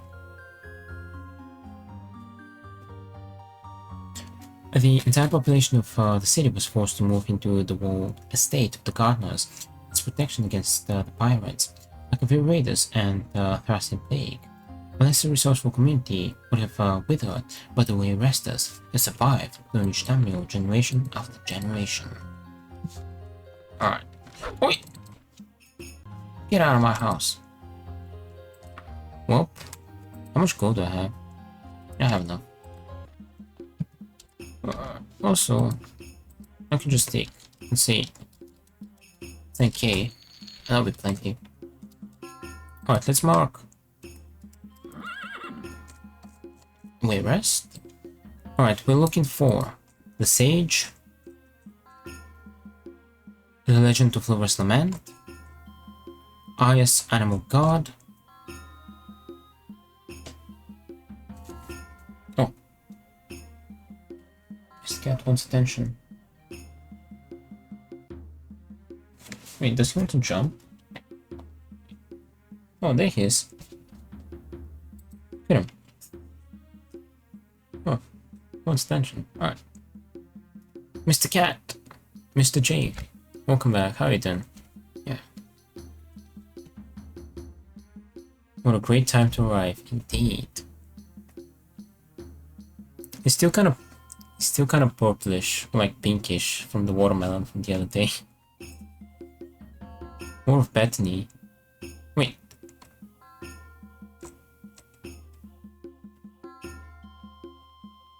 Wait, no. Oh, yeah. Let me check something.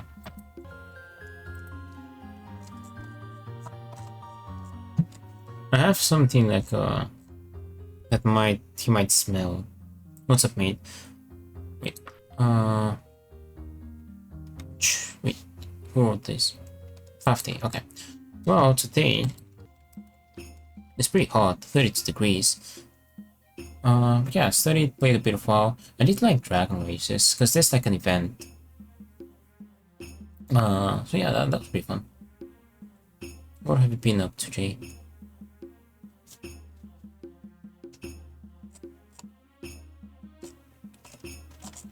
This is Fav. We've read that one.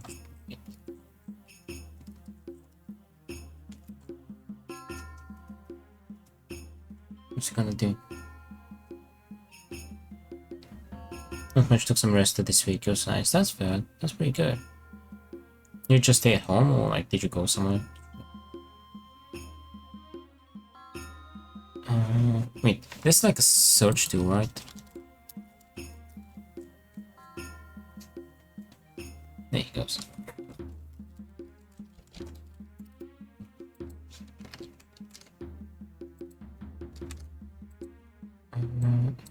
War of Bethany.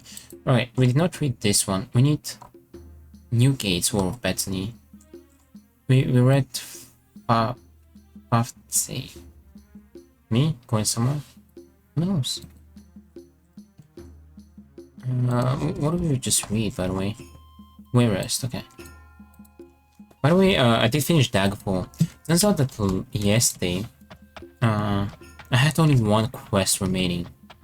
Yeah, I had just one quest remaining, pretty much. So yesterday, pretty much, like, technically finished Daggerfall, and now we're just reading the final books. And it's very possible that we'll start, Bioshock today. Yeah. I'm gonna play the Terrible Old Man first, though, but that's a pretty short game, definitely gonna take, like, hours. Okay. On Oblivion, the old ways. When? Well, we gotta finish the books first. That's actually all I'm doing, just going through the final books. I don't think this, wait.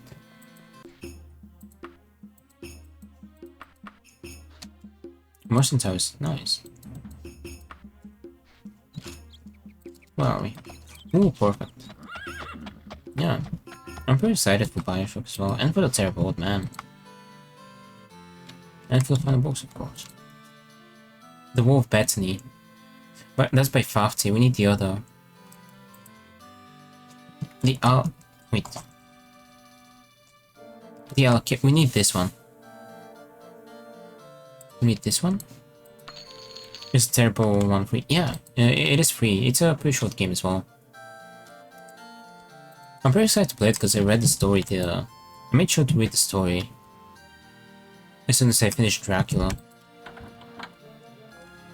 So yeah, I want to play it now that I've actually read the story itself.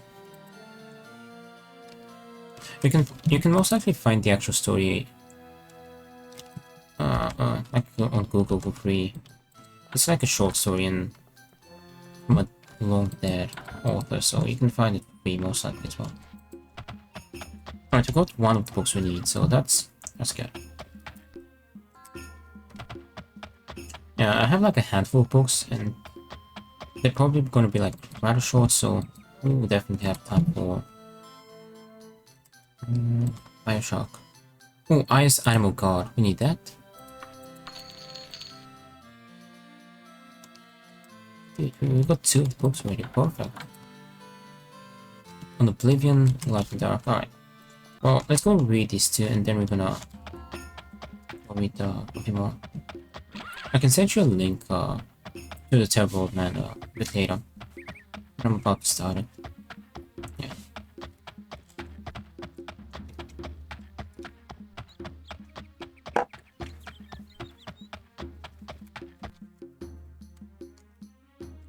It's the cat.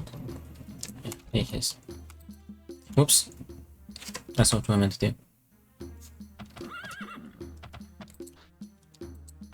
Come on. Go!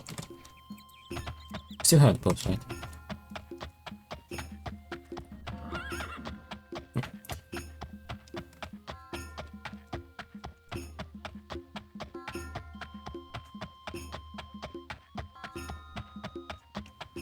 I'm more than halfway through the second uni book that I started already. And yeah. After I read it, I'll take time to chew as well. Before my next year starts. In October. Alright, let's start with the Alkira. See, they're rather short. Yeah, we'll blast them and enjoy them. Oh wait, there was like, wait, I want to show you one book, G. Oh! Get out of my house! What was it called? The Bank is Bad. Okay, so this, long story short, there's a bank, and this old lady goes to a bank, yeah, to deposit 30 million gold.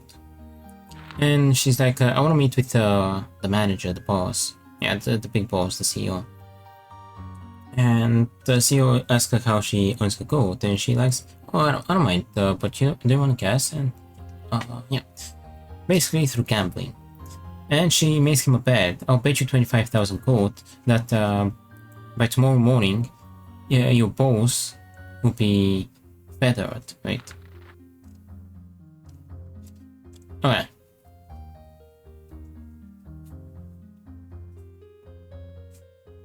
There we go.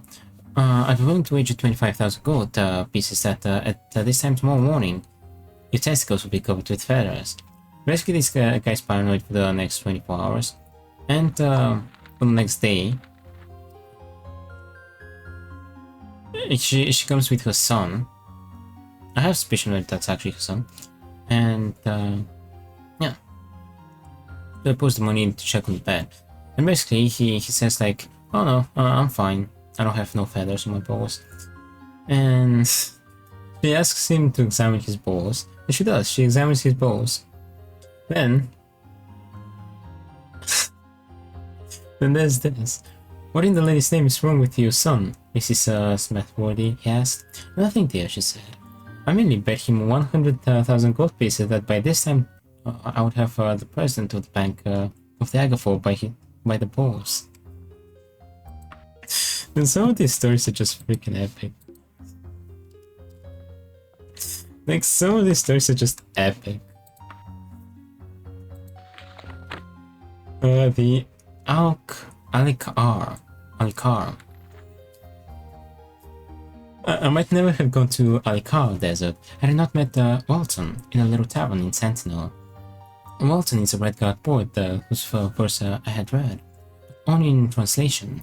He chooses to write in the old language of the Redguards, not in Tamrielic. One asked him why. The Tamrielic word for the divinely rich child of wrought, silky, versatile milk is cheese, said Walton. A huge smile spreading like a tide over his lamp-back face. The old Redguard word for it is low. Tell me, if you were a poet fluent in both languages, which word would you use? I am a child of the cities, and I would tell him tales of the noise and corruption, wild nights and energy, culture and decadence. He listened with odd appreciation of the city of my birth.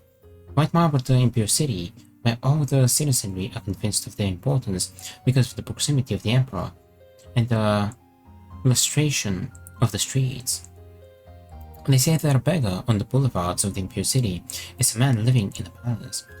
Over overspiced ale, I regaled Watson with descriptions of the swarming marketplace of Riverhall, of dark, brooding Mournhold, of the mold-encrusted villas of Lilmoth, the wonderful, dangerous alleys of Hellstorm, the stately avenues of Grand Old Solitude.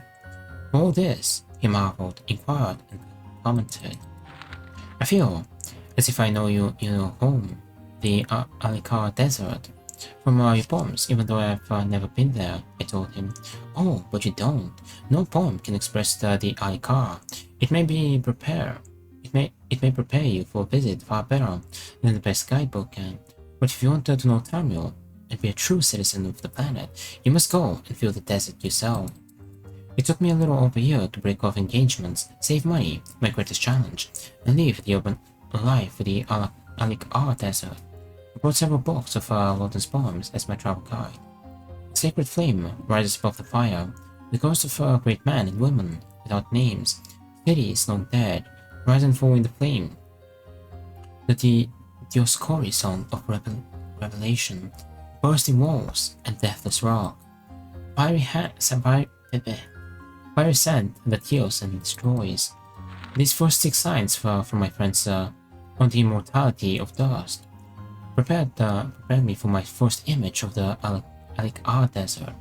Though they hardly do justice, my poor pen cannot duplicate the severity, grandeur, ephemera, and prominence of the Alikar. All the principalities and boundaries the nations have placed on the land dissolve under the moving sand in the desert. I could never tell if I was in Antiphilos or Pergama, and few of the inhabitants could tell me.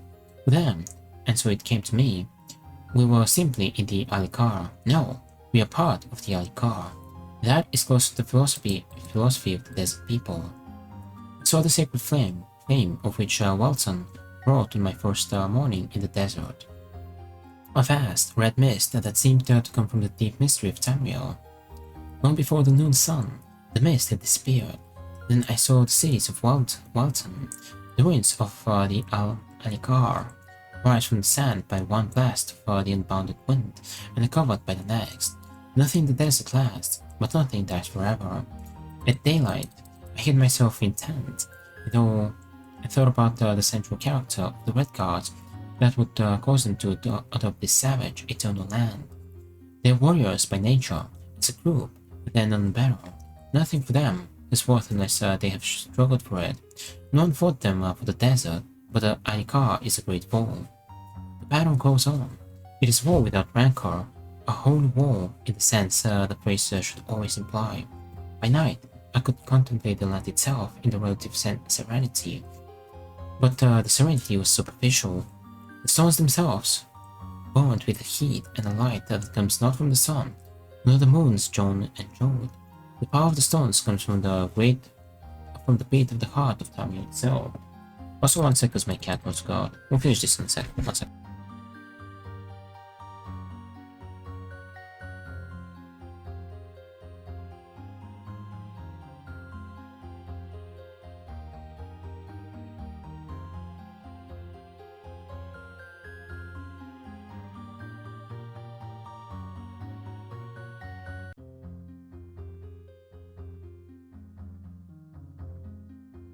Actually, he just wanted to look out. He came right back. Here is spent in our car. As right this. I am back in Sentinel. We are at war with the kingdom of Daggerfall, in the possession of a grass-covered rock that belongs to the water of the Bay. All my fellow poets, writers and artists are despondent for the greed and pride that brought these people into battle. It is a low point, a tragedy, in the words of Poet Redguard, a check here, a spiral down. Yet I cannot be sorrowful. In the years I spent in the glories of the Alikar, I have seen the eternal stones that live on while men go dead. I have found my eye in the trackless, formless, changeless, inchangeable land. Inspiration and hope, like the stones of the desert, are eternal, though men be not. That's the Alikars. Oh, you feel somewhat bad. If I rest, wait. Oh, let's just use my magic. Oh, okay, that person is fine. You're healed. Get out of my house! By the way, I still haven't made up my mind about Bioshock, by the way. How so? Get out of my home! You the casuals. If I should replay them or just jump into the third one. Or you can replay it. If you haven't played the remaster, why not play that one? Ah, yes, the animal god. I'm still poisoned, but it's okay. Okay, that's Alkir. I don't trust remastered. Oh, that's why you're gonna give it a chance. Yeah. Boom, page 1 is pretty much done. Page 2, we're gonna finish it now with Ayas. Yeah. So some comparison videos.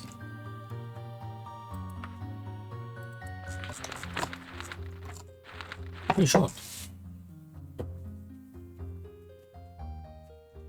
And? Okay.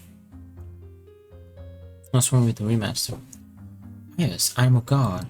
The statues one sees through Valewood and parts of Hammerfell and elsewhere seem to be of a misshapen humanoid carrying a rod of Ayas, the god of animals. The rod he carries has its origin in the tale of the ox and the evil farmer. Graphically it was mad, but it was missing some stuff from the original, I guess. Was it missing cats? Oh wait, hiccups. Is it? I'm not sure, but I know that I like the original, you know. But you've played the original though, so, you know. The remaster gives you a chance to replay it. Since you've already played it, then you kinda know what happens, you know. It seems that one day, an evil farmer decided to kill all of his animals and have a big party. So the story unfolds, animal after animal is killed and prepared for a big meal. Lastly, the farmer comes to the ox and prepares to slit its throat. The ox, not wishing to be anybody's dinner, prayed very vocally to Ayas. This came out as a loud moo, of course. At the very instant Ayas appeared, carrying a rather large set of balanced weights. Without explanation, Ayas ate the farmer and vanished. Ever since that day, Ayas, the extremely agitated, has always been portrayed as carrying a large set of scales with him. The local Ayas worshippers have no idea why, and don't seem to care. Although the story has been called fanciful at best. I personally know a raccoon who had actually talked to the ox. That is, before the ox became a filler for the local inn's larder. I don't have any information, one way or the other, about the validity of the said myth. It is however quite traditional. It seems that many years ago, before the reign of Eurosepin VII, before the reign of for Septim II. Yes, even before the age of Pelagius Septim III. Long may his name be praised. They lived the Wombat, who was the pet of Lady Brilina, daughter of the Lord Rothrock of Rock Creek. Lady Brilina loved her Wombat so, and it loved her too with all the passionate intensity a marsupial can muster. Unfortunately, it was a time of great sorrow in Rock Creek. A pestilence had come through the town, destroying all the cash crops, which consisted of raspberries and a few scraggly odd weeds that caused Argonian women to look very attractive to those who partook. Then a plague had come, inflicting nearly every clobber with chronic hiccups. Finally, a witch had cursed the townspeople so the only words any could utter were, precisely. It was like awfully particular. All the businesses, stores, and guilds fled from the town faster than an extremely fast thing. Lady Green saw her father despairing, the loss the town was suffering. So she brought her wombat in and told him, "Father, my wombat can save us all. What is sacred to the god Aias, god of animals. The only reason I didn't tell you earlier is because I'm an early adolescent going through that period when I don't like to communicate. But please, ask a wish of my wombat, and Aias will fulfill it. My wombat loves me." King thought that this was fairly flaky, but he had nothing to lose, so he uttered a modest wish to the wombat. "All I want is for one business to come to Rock Creek. It will never leave, no matter the calamity." I probably should have mentioned before that the king had always been cruel to the wombat. He used to lick it and try to make it stick to us. What the actual? He used to lick the wombat and try to stick it to walls. What freaking?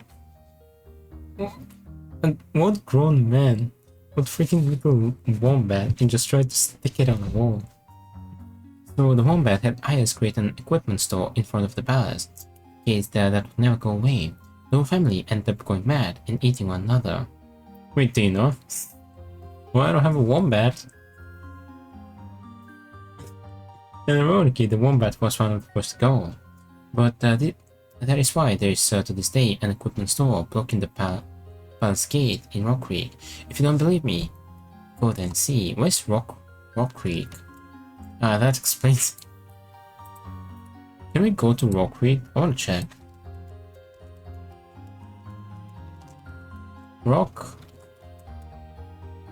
Creek.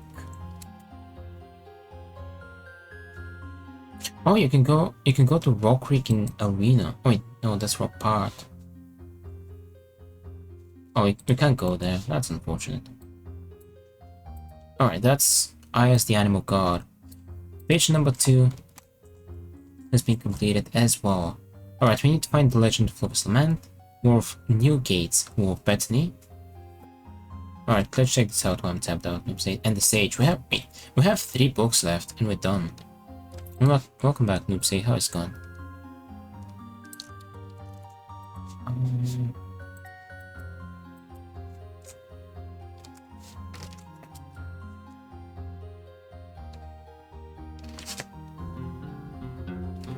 I don't want to set the world on fire. The ink spots. Alright.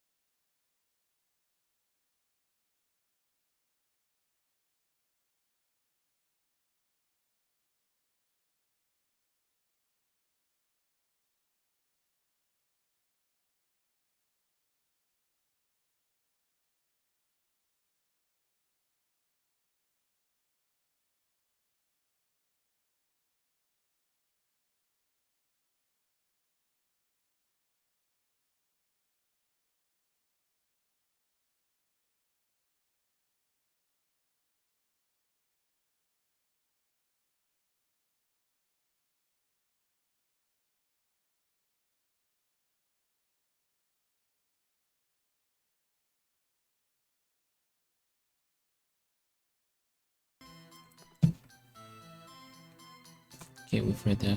Yo, that was epic. The Ink Spots. I never knew who made that song. The Ink Spots. That's pretty cool.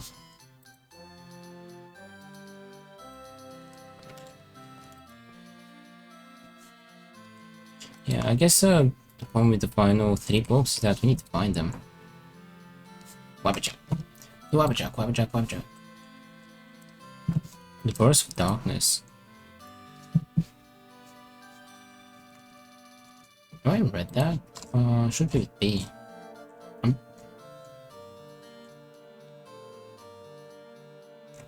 The Burst of Darkness. The previous history. Oh, the Dark Brotherhood. Okay. Never mind, I remember that. Last fight scene, watch out. That's what happens when you're not listening to my dude Trito. Oh! Oh, the Sage! You got one! Where are we, Jay? Where am I not listening? See? That's where I pull. This is where I pull the horse from. See? See? There's plenty of space for a horse.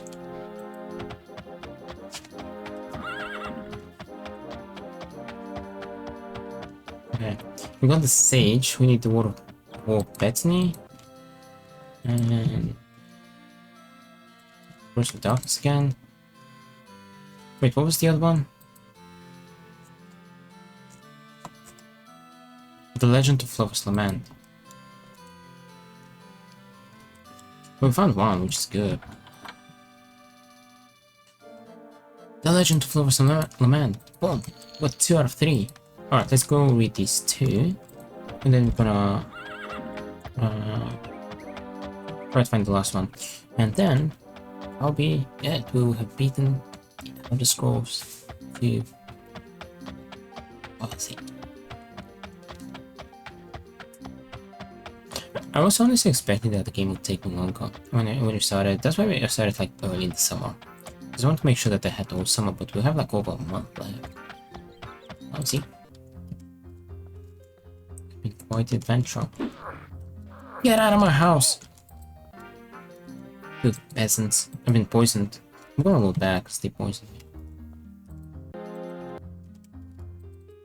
Poisoned. Damn, you poisoned. Okay. The Sage. Oh, this is kind of a meaty one. This one. This one is pretty short. Alright, let's go for the Sage. The Sage. Crackle, snap, hiss, flicker, bright dim. The fire in the hearth provides light and heat. Neither seem to affect the old man. His reclining figure stares into the flames, and flames reflect back from his deep dark eyes. Indigo blue robes reflect and yet absorb the firelight, and highlights of a golden thread twinkle as the flames flicker. His beard and hair are long and snowy white. In the firelight, they almost appear to be ethereal, like that of a godling. At his side is a tall pointed hat, which is the same color as his robe, and also twinkles with highlights of gold. The face is lined with age, yet almost appears youthful. Wisdom and intellect exude from his personage. This is the Sage, who is known in all of Tamriel as the companion and counselor to all users of magic. His thoughts wander, and he remembers. That sounds from memory. Gyron Bardengrove was born to a poor and humble Breton family in the village of Moongard. Good old Moongard. The only child of Frieda and Horstel of Vardengrove entered his life during a rare eclipse of Tamriel's moons. It was soon apparent that he was unusually gifted in the magical arts. He was found levitating in the family dog when he was only a year old. Most Bretons have a great talent for magic, but as he grew, Garen displayed a talent far greater than that of his peers. The village wizard began to take an interest in young Garen, and soon took him under his wing. In spite of the young man's proclivities for being rowdy, the old wizard Wundingler liked him and worked hard to teach him the magical arts to the extent of his own skills. Finally, the day came when Gruntingler could teach Gyron no more. The young mage had surpassed his master, and he was somewhat unsettled with the apprentice mage's questions about life, death, and immortality. Gruntingler called Gyron to him and gave him a letter addressed to Morkletter, the guild magister of the mage's guild in Shornhelm. The young mage took his parents, of his fortune, packed his meager belongings, and set out for the journey to Shornhelm. After many months of travel through the foothills of the Corallian Mountains, Gyron arrived at the gates to the great city-state of Shornhelm, high in the mountainous terrain of High Rock. After the life of a quiet Breton village, Shornhelm was a wonder to Gyron. He explored the city from one end to the other, and eventually found the Mage's Guild. Presenting Gruntingler's letter to Morkletter, Gyron was received warmly. Morkletter explained to Gyron that he would need to be tested before any commitment to further training could be made. After a night of rest and meditation, Gyron was shown into the main hall of the Mage's Guild, which was now filled with magic users of all kinds. It was very quiet.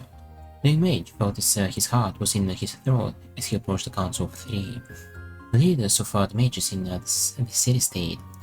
Morkletter rose and explained to Gyron the various tests he would be subjected to prove his worth as a mage. The youth then turned and left the council chamber. The eyes of the many mages on him ran forth to complete the tasks that had been defined for him. Returned to Shornhelm several years later, Gyron was admitted to the Mage's Guild and shown to the council chamber, where he was met by Morkletter. The ancient mage reviewed the journal entries, the articles scattered, and most especially the spellbook entries presented to him by Gyron.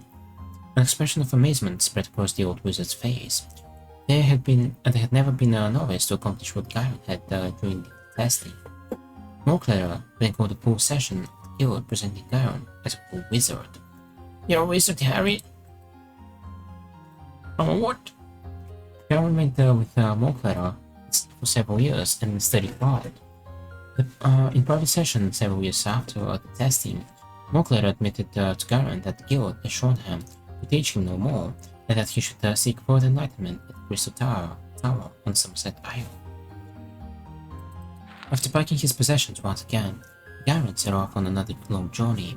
He arrived at the Crystal Tower several years later, after having traversed the province of Hammerfell. He had many adventures, met many other mages, and shared his experiences knowledge with them. He heard stories of wonderful plants that, when combined with other elements, could restore life to those dead, prolong life to those yet living, and in the proper combination bestow immortality to the user. Gyron was always quick to advise and guide mages who were less experienced than himself. He loved being able to help.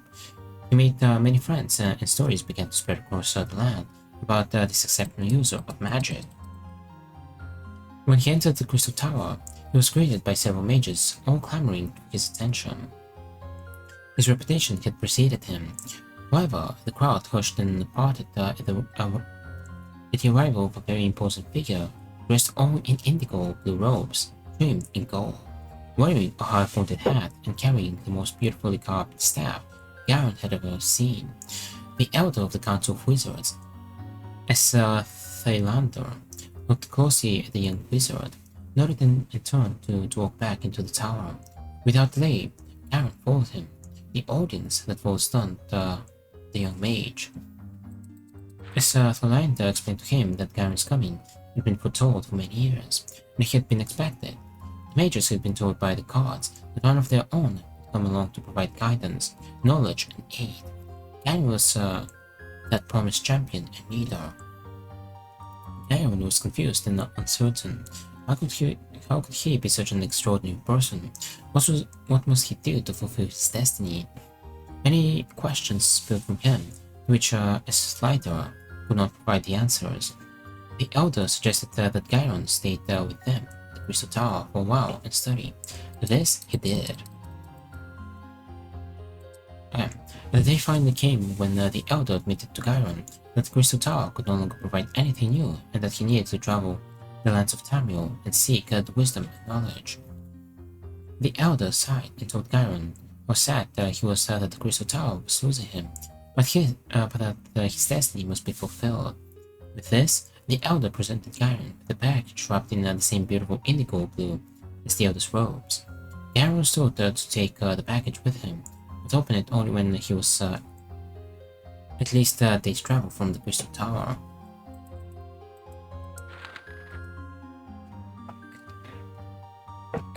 After a long day's walk, Gyron set up camp in a beautiful glade next to a brook of crystal clear water. Finally, he thought, I can open the elder's package. As he studied the golden cord that had bound the package, he found that the wrapping was not wrapping at all, but an exquisitely tailored robe, identical to the one worn by the elder. As he opened the robe, a high-pointed wizard hat popped out of the package, and with a whoosh and pop, the same intricately carved staff that the elder had carried appeared. A note from the elder advised that the garments were indestructible and that the staff had many magical properties for Gyron to discover. It went on further to explain that from this day forward, Gyron would be known as the Sage. Tired from his walking and with an inner glow of accomplishment, the Sage settled down for the first night of his young pilgrimage across the lands. After many months of further travels and adventures, the Sage returned to Moongard and was warmly welcomed by the villagers, and most especially by his parents, Rieda and Horsel. News of his coming had preceded him, and the whole village had worked hard to build and furnish a cottage for the mage in the pleasant forest just outside the town. After a festive banquet that evening, Gyron retired to his new home. The Sage settled into his life outside Moongard. He received many visitors who have traveled from near and far to seek his guidance, help, and training. The years passed. It was not long before Horsel and then Frieda died. The Sage was devastated by his loss. In his grief, he swore to dedicate the rest of his life to defeating death, so that grief like this could be avoided by others. He returned to the great library at the Crystal Tower and researched the many flowers, herbs, and plants that he had heard about and seen during his travels. In his cottage, he labored tirelessly over the spellbooks, bios, and collection of lore from all over the lands. He tested the potions on himself. Years went by, but the Sage seemed not to age anymore. Speaking of this, I remember there was like one of the psychologists we studied about.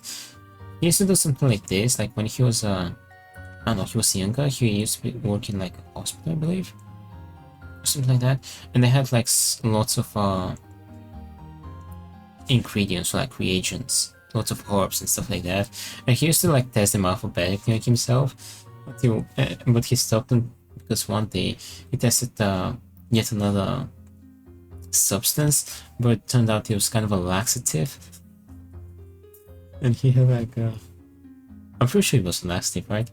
Yeah, it was a laxative, so you know he had like an explosive experience, and after that he stopped. The years went by, but the Sage seemed not to age anymore. At some point, he had found the right combination in his experiments, but could not determine which combination it had been, as the change had been most subtle. He had secured a life without end, and the years continued to pass.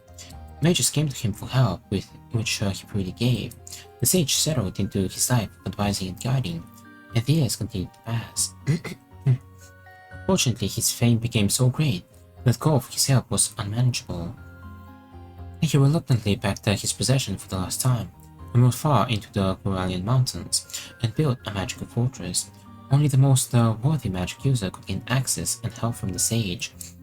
However, following his heart, even today the Sage often leaves his mountain's abode and travels the land helping young mages gain experience and grow. Snap, crackle, the firelight flickers, the old mage stirs at the memories as the memories fade and flicker into the like the firelight. Bang, bang, bang echoes from the pounding knocker on the great oak doors of the fortress. The Sage rises and heads for the doors, knowing that yet another mage is in need. In need has found him and is worthy of help. That was the Sage. This. Okay, Lover's Lament next. Let me pause.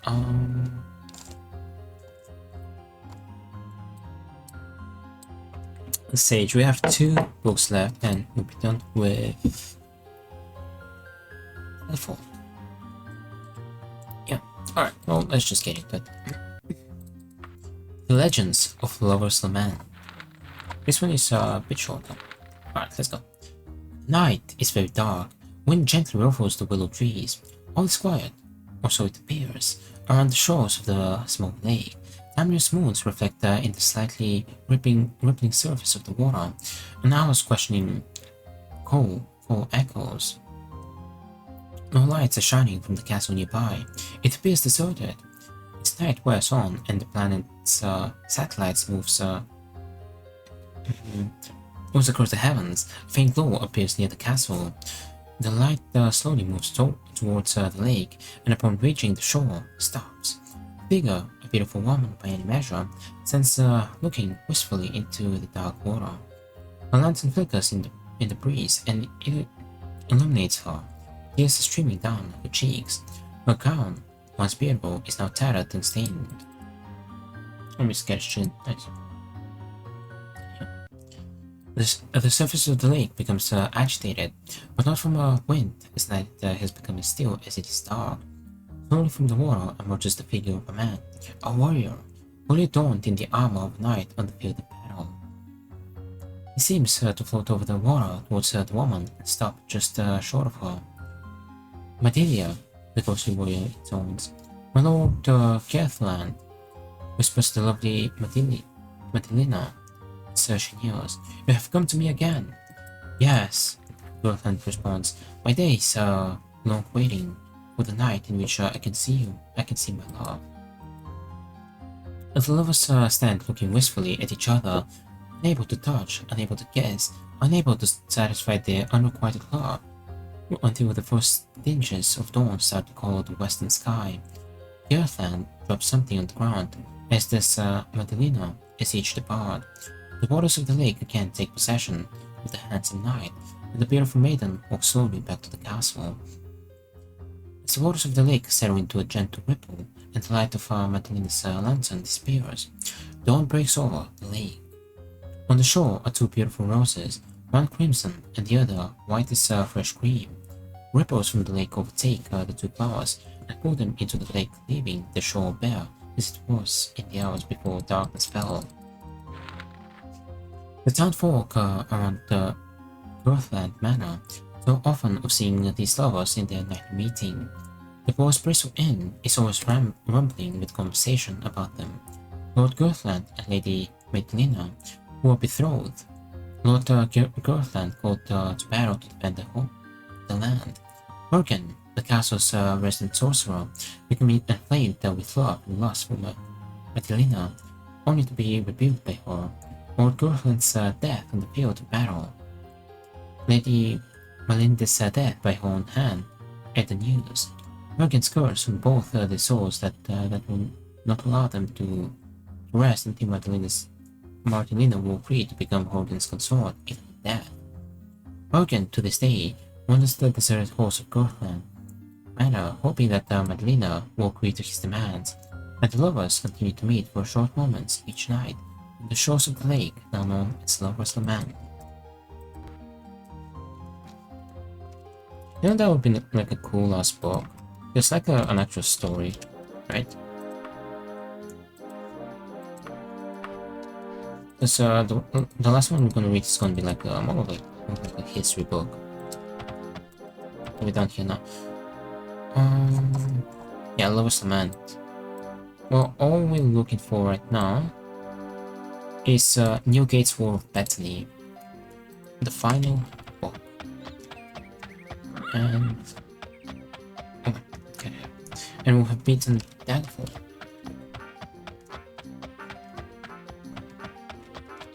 Well, I would have beat it, but completed Daggerfall. Yeah. We can most likely find it in the library, but I want to have the book as physical. No, physical game. Yeah, the The library has like a lot more books, and maybe we'd find it there, but aren't you actually book? Also, I need to cover off the book's name to see who it's written by, because, yeah, there's two versions. And before the right one.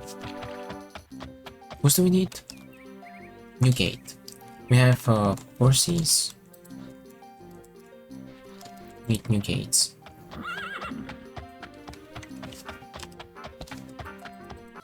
Alright, new gate. Come on. Leave. Wood. Legend for cement.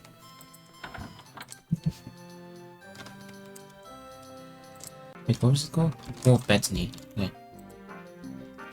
Wolf Bethany. It's not gonna need to follow the book to see the author. Well, the book should be called Wolf Bethany.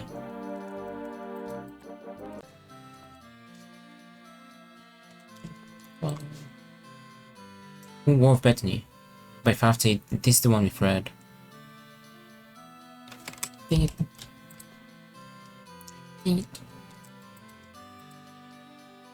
So close, yet so far.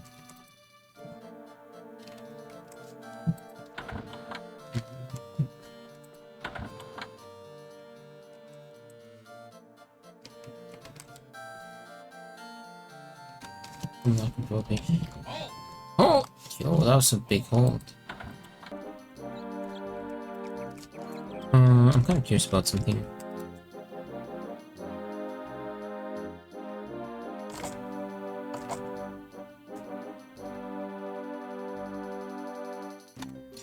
Okay, the one that we've read is a sentinel stake, so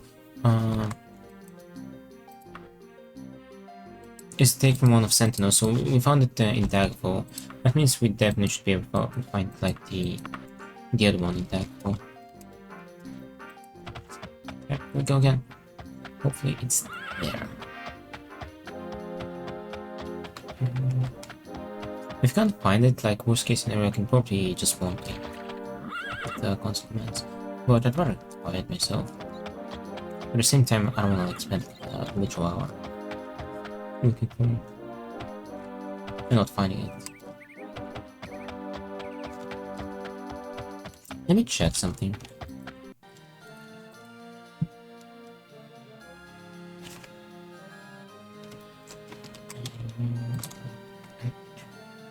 Wolf Bethany. I think, yeah, this is the one we're looking for. But we need to read the actual book so we can read by the fireplace in our home. There's no fireplace there. Okay, God. Go. Yeah, we need the actual book.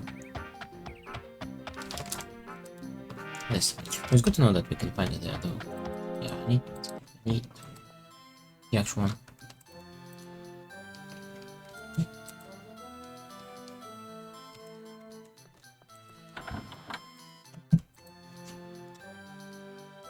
But this guy's still not talking to me. I could have been nothing good, of course. Hey. Alright, let's go check the other one. Hopefully it's there. I found another sage. Managed to find all the rest, so this one should exist.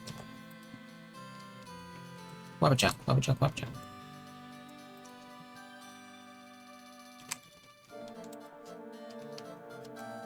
No.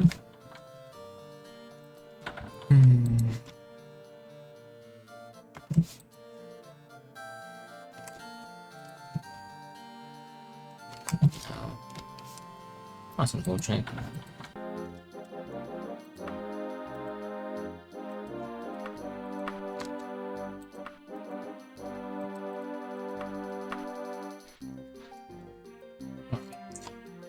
Oh, it's kind of close, so it's fine. Okay, just one.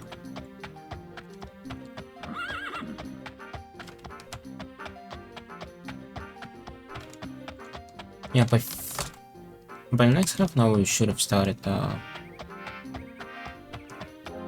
Temple Old Man, which shouldn't take more than an hour, so we'll have at least an hour for workshop today. Not sure how long that game is. Insult to my abilities. Insult. It is hot today. Today's like hotter than usual. In the past like couple of weeks. I thought he would be done with the ice heat. No book. Yo, 2 cats. Oops, wrong house.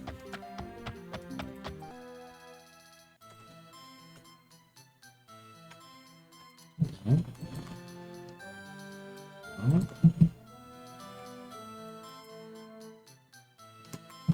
I don't want to spawn tin, I want to buy it.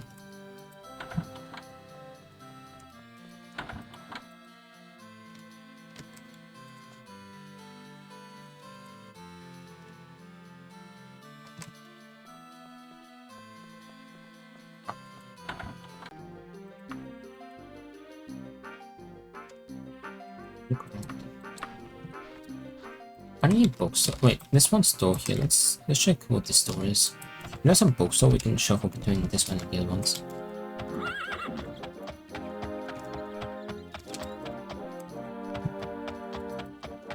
Oh, equipment's on, never mind.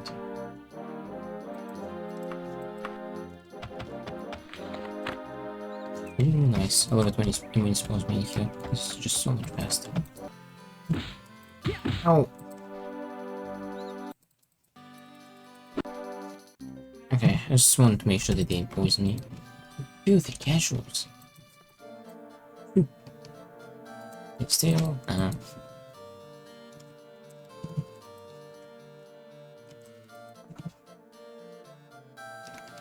wish I could order a book. Like, be like, hey yo, can I get this book that you don't have? Yeah, come here in like a day and I'll have it for like a week.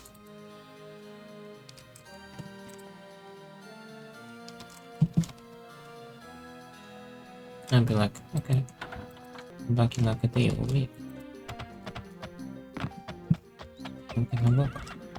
Everyone's happy. Okay. Door of Bethany by Newgate.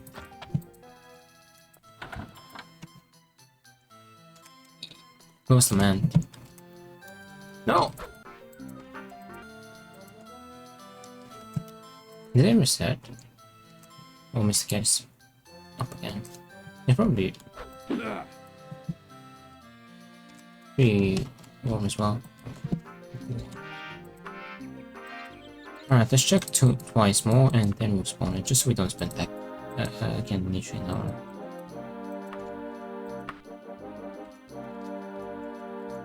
Alright, probably spawned in here. Ooh.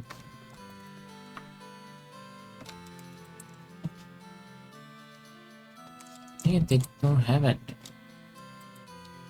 Why is this the right spot? Maybe because it's the last one we're missing. Mr. Daggerfall.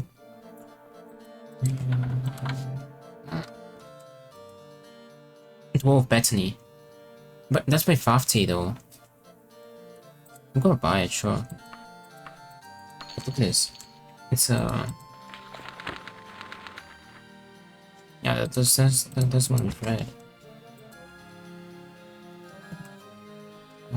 We found that book twice.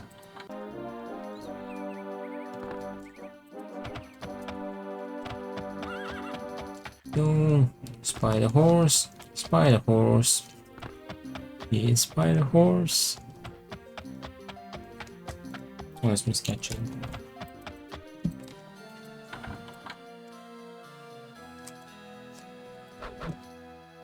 Excuse me, I'm shopping. I'm shopping. Gone. Am I poisoned? Poison. Dang it, you're poison. Can I go back in? Yeah. Be gone, you filthy peasants. Filthy casuals. I have the same ones, right? Lost them again. Oh, Bethany. It's 50 again.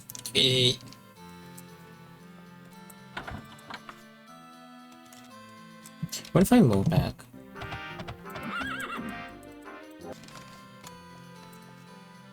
Oh, it's different. Maybe I can just load back every time like this until we get the correct book.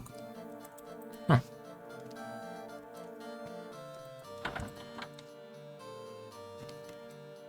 Let's try. Confessions of a Thief. Regime. Yeah, that's an option.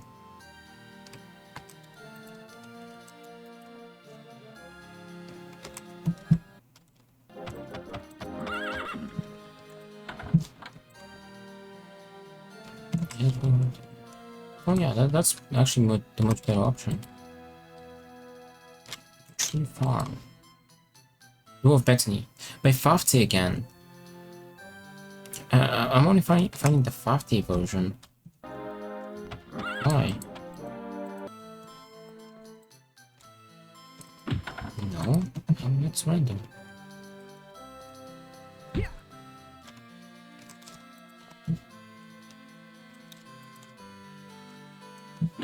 Stop it! Wait, don't leave.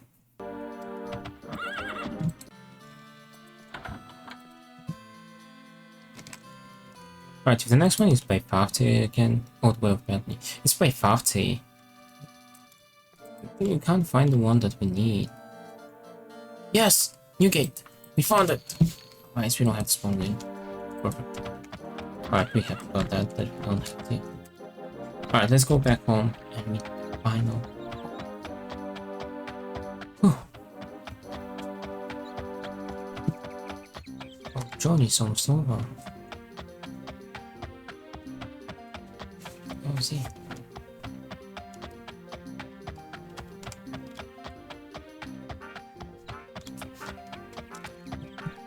Oops.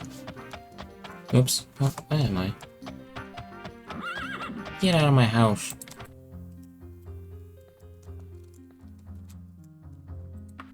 The War of Bethany by Newgate.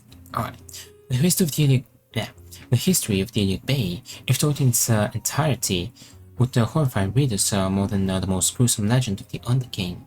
In comparison to the wars of the First and Second Era, our most recent appeal to arms, the War of Bethany pales. The siege of Forsinium lasted from First Era 950 until First Era 980 without a pause. 1,000 years later, the Thracian plague, coupled with the War of Righteousness, slayed over half the population of the Iliad Bay, and yet, the War of Bethany fascinates us, and not just because it is of its immediacy. Oh, hiccups. Yeah, this one is kind of shortish. Alright, let's go. Ironically, Lord Morgrave of Bethany was seeking peace when he asked for Daggerfall's protection on the Isle of Bethany. The island had belonged independent, but as the piracy in the bay increased, Morgrave felt to realize Bethany's vulnerability. King Lysander agreed to Bethany's liege on the advice of many, including his Archpriest of Kinneret, Lord Banner. While Bethany is a prosperous fishing island, and well placed strategically, the vassalage of Bethany was primarily an act of charity. Lysander knew that if someone did not help Bethany, it would fall to the pirates, if not to someone worse. Unfortunately, King Cameron of Sentinel did not agree, citing a 200-year-old contract, obliquely if not illegally written to suggest that Bethany was a traditional holding of the Kingdom of Sentinel. Cameron led war, the majority of his advisors, being warlords in a traditionally bellicose country, supported their king in this.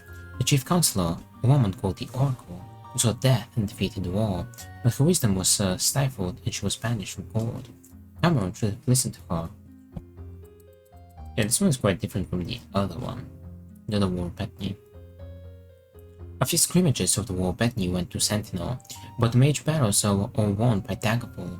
King Lysander, his heir Prince Gothrid, and the general of the army Lord Gridwall, will find leaders and warriors as well. And the Battle of the Blast and the Siege of Crackhold both went to Daggerfall. The war might have been won with one more victory, but for an unusual domestic incident. In King Lysander's court, King's mother, the Downwager Queen Elfaga, we've met Elfaga, had been uneasy about the war since its beginning, but she now began to have visions of cataclysm. She saw the death of her beloved son, should the war continue. Emboldened by his success, King Lysander refused to listen to her fears until Elfaga left court. Lysander then realized how certain she was about his impending death. He began to actively negotiate a peace treaty with Sentinel, using the neutral lordship of Reich Gradkeep as facilitator. The Treaty of Reich Gradkeep was never to be. King Cameron was initially civil, as losing sight of a war is often civil, but when he realized that the proposed treaty would have included the formal declaration that kingdoms of Sentinel and Daggerfall would share Bethany, he flew into a rage. With no thought for the protocol of attacking a neutral, peaceful lordship, Cameron ordered his army to parade through Reich Gradkeep. First the halls of the palace, and then the streets of the capital ran red with blood. It was only with the support of the Daggerfall army that the chaos was brought under relative control. The Sentinel army fled to the North Barrowland, and the Daggerfall army chased them as far as the Ravenian forest before making camp. 1 week later, after each had a chance to send reinforcements and plan their strategies, the armies met in the field that separated them, the flowering meadowland called Springane Field. In the heat of the clash, an unusual fog spread over the field, blinding all combatants. When the mist finally lifted, King Lysander's body was found, his throat pierced by an unmarked arrow. Okay, 1 sec, because my cat was got.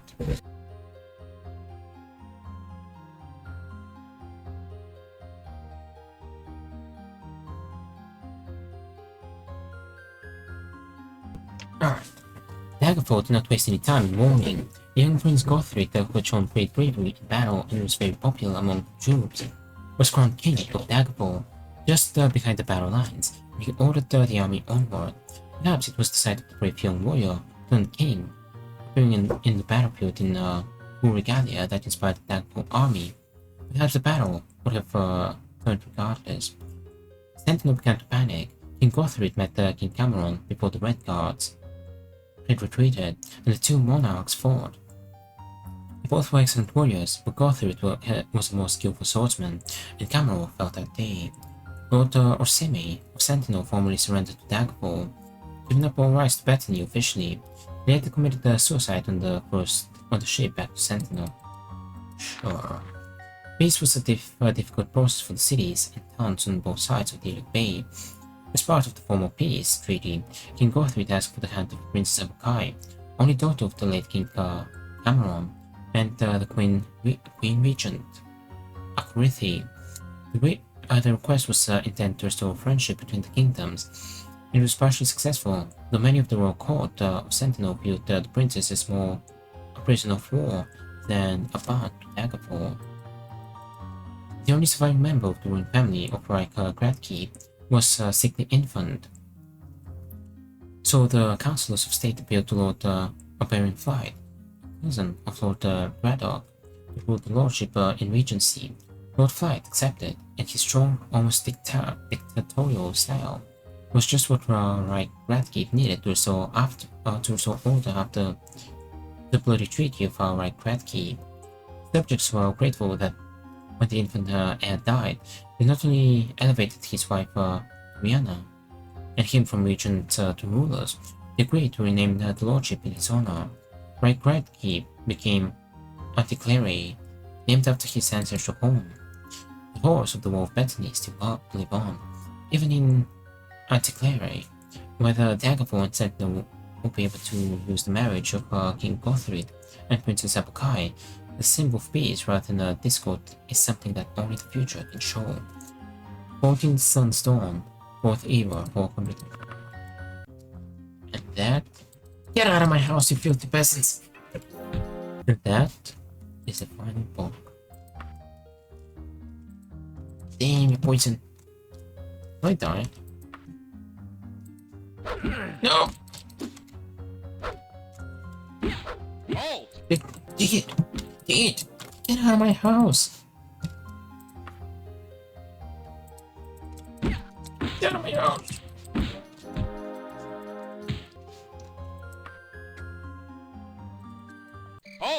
Oh! No! Yeah. Am I still poisoned? Damn, you're poisoned. Get up! Alright. That's a way to find my etiquette, I guess. Alright, let's make our final save here.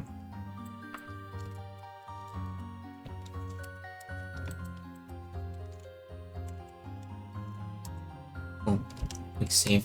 And that is it for Daggerfall. I read the final book. Yeah, I should have checked double checked that before we close the game, but it's fine. We didn't read one, but technically I don't think it's even in the game because it's like a German version of Archive, which we've already read. The God of War and Dead. Yeah, I think that's maybe in German version of the game. So yeah, I don't think this book's in the game, and even if it was. Alright, let's save. That is it for Daggerfall. Alright, well, I'm gonna start the Terrible Old Man, but first I'm gonna take a quick break so I can get more water as well, and I'm gonna launch the game.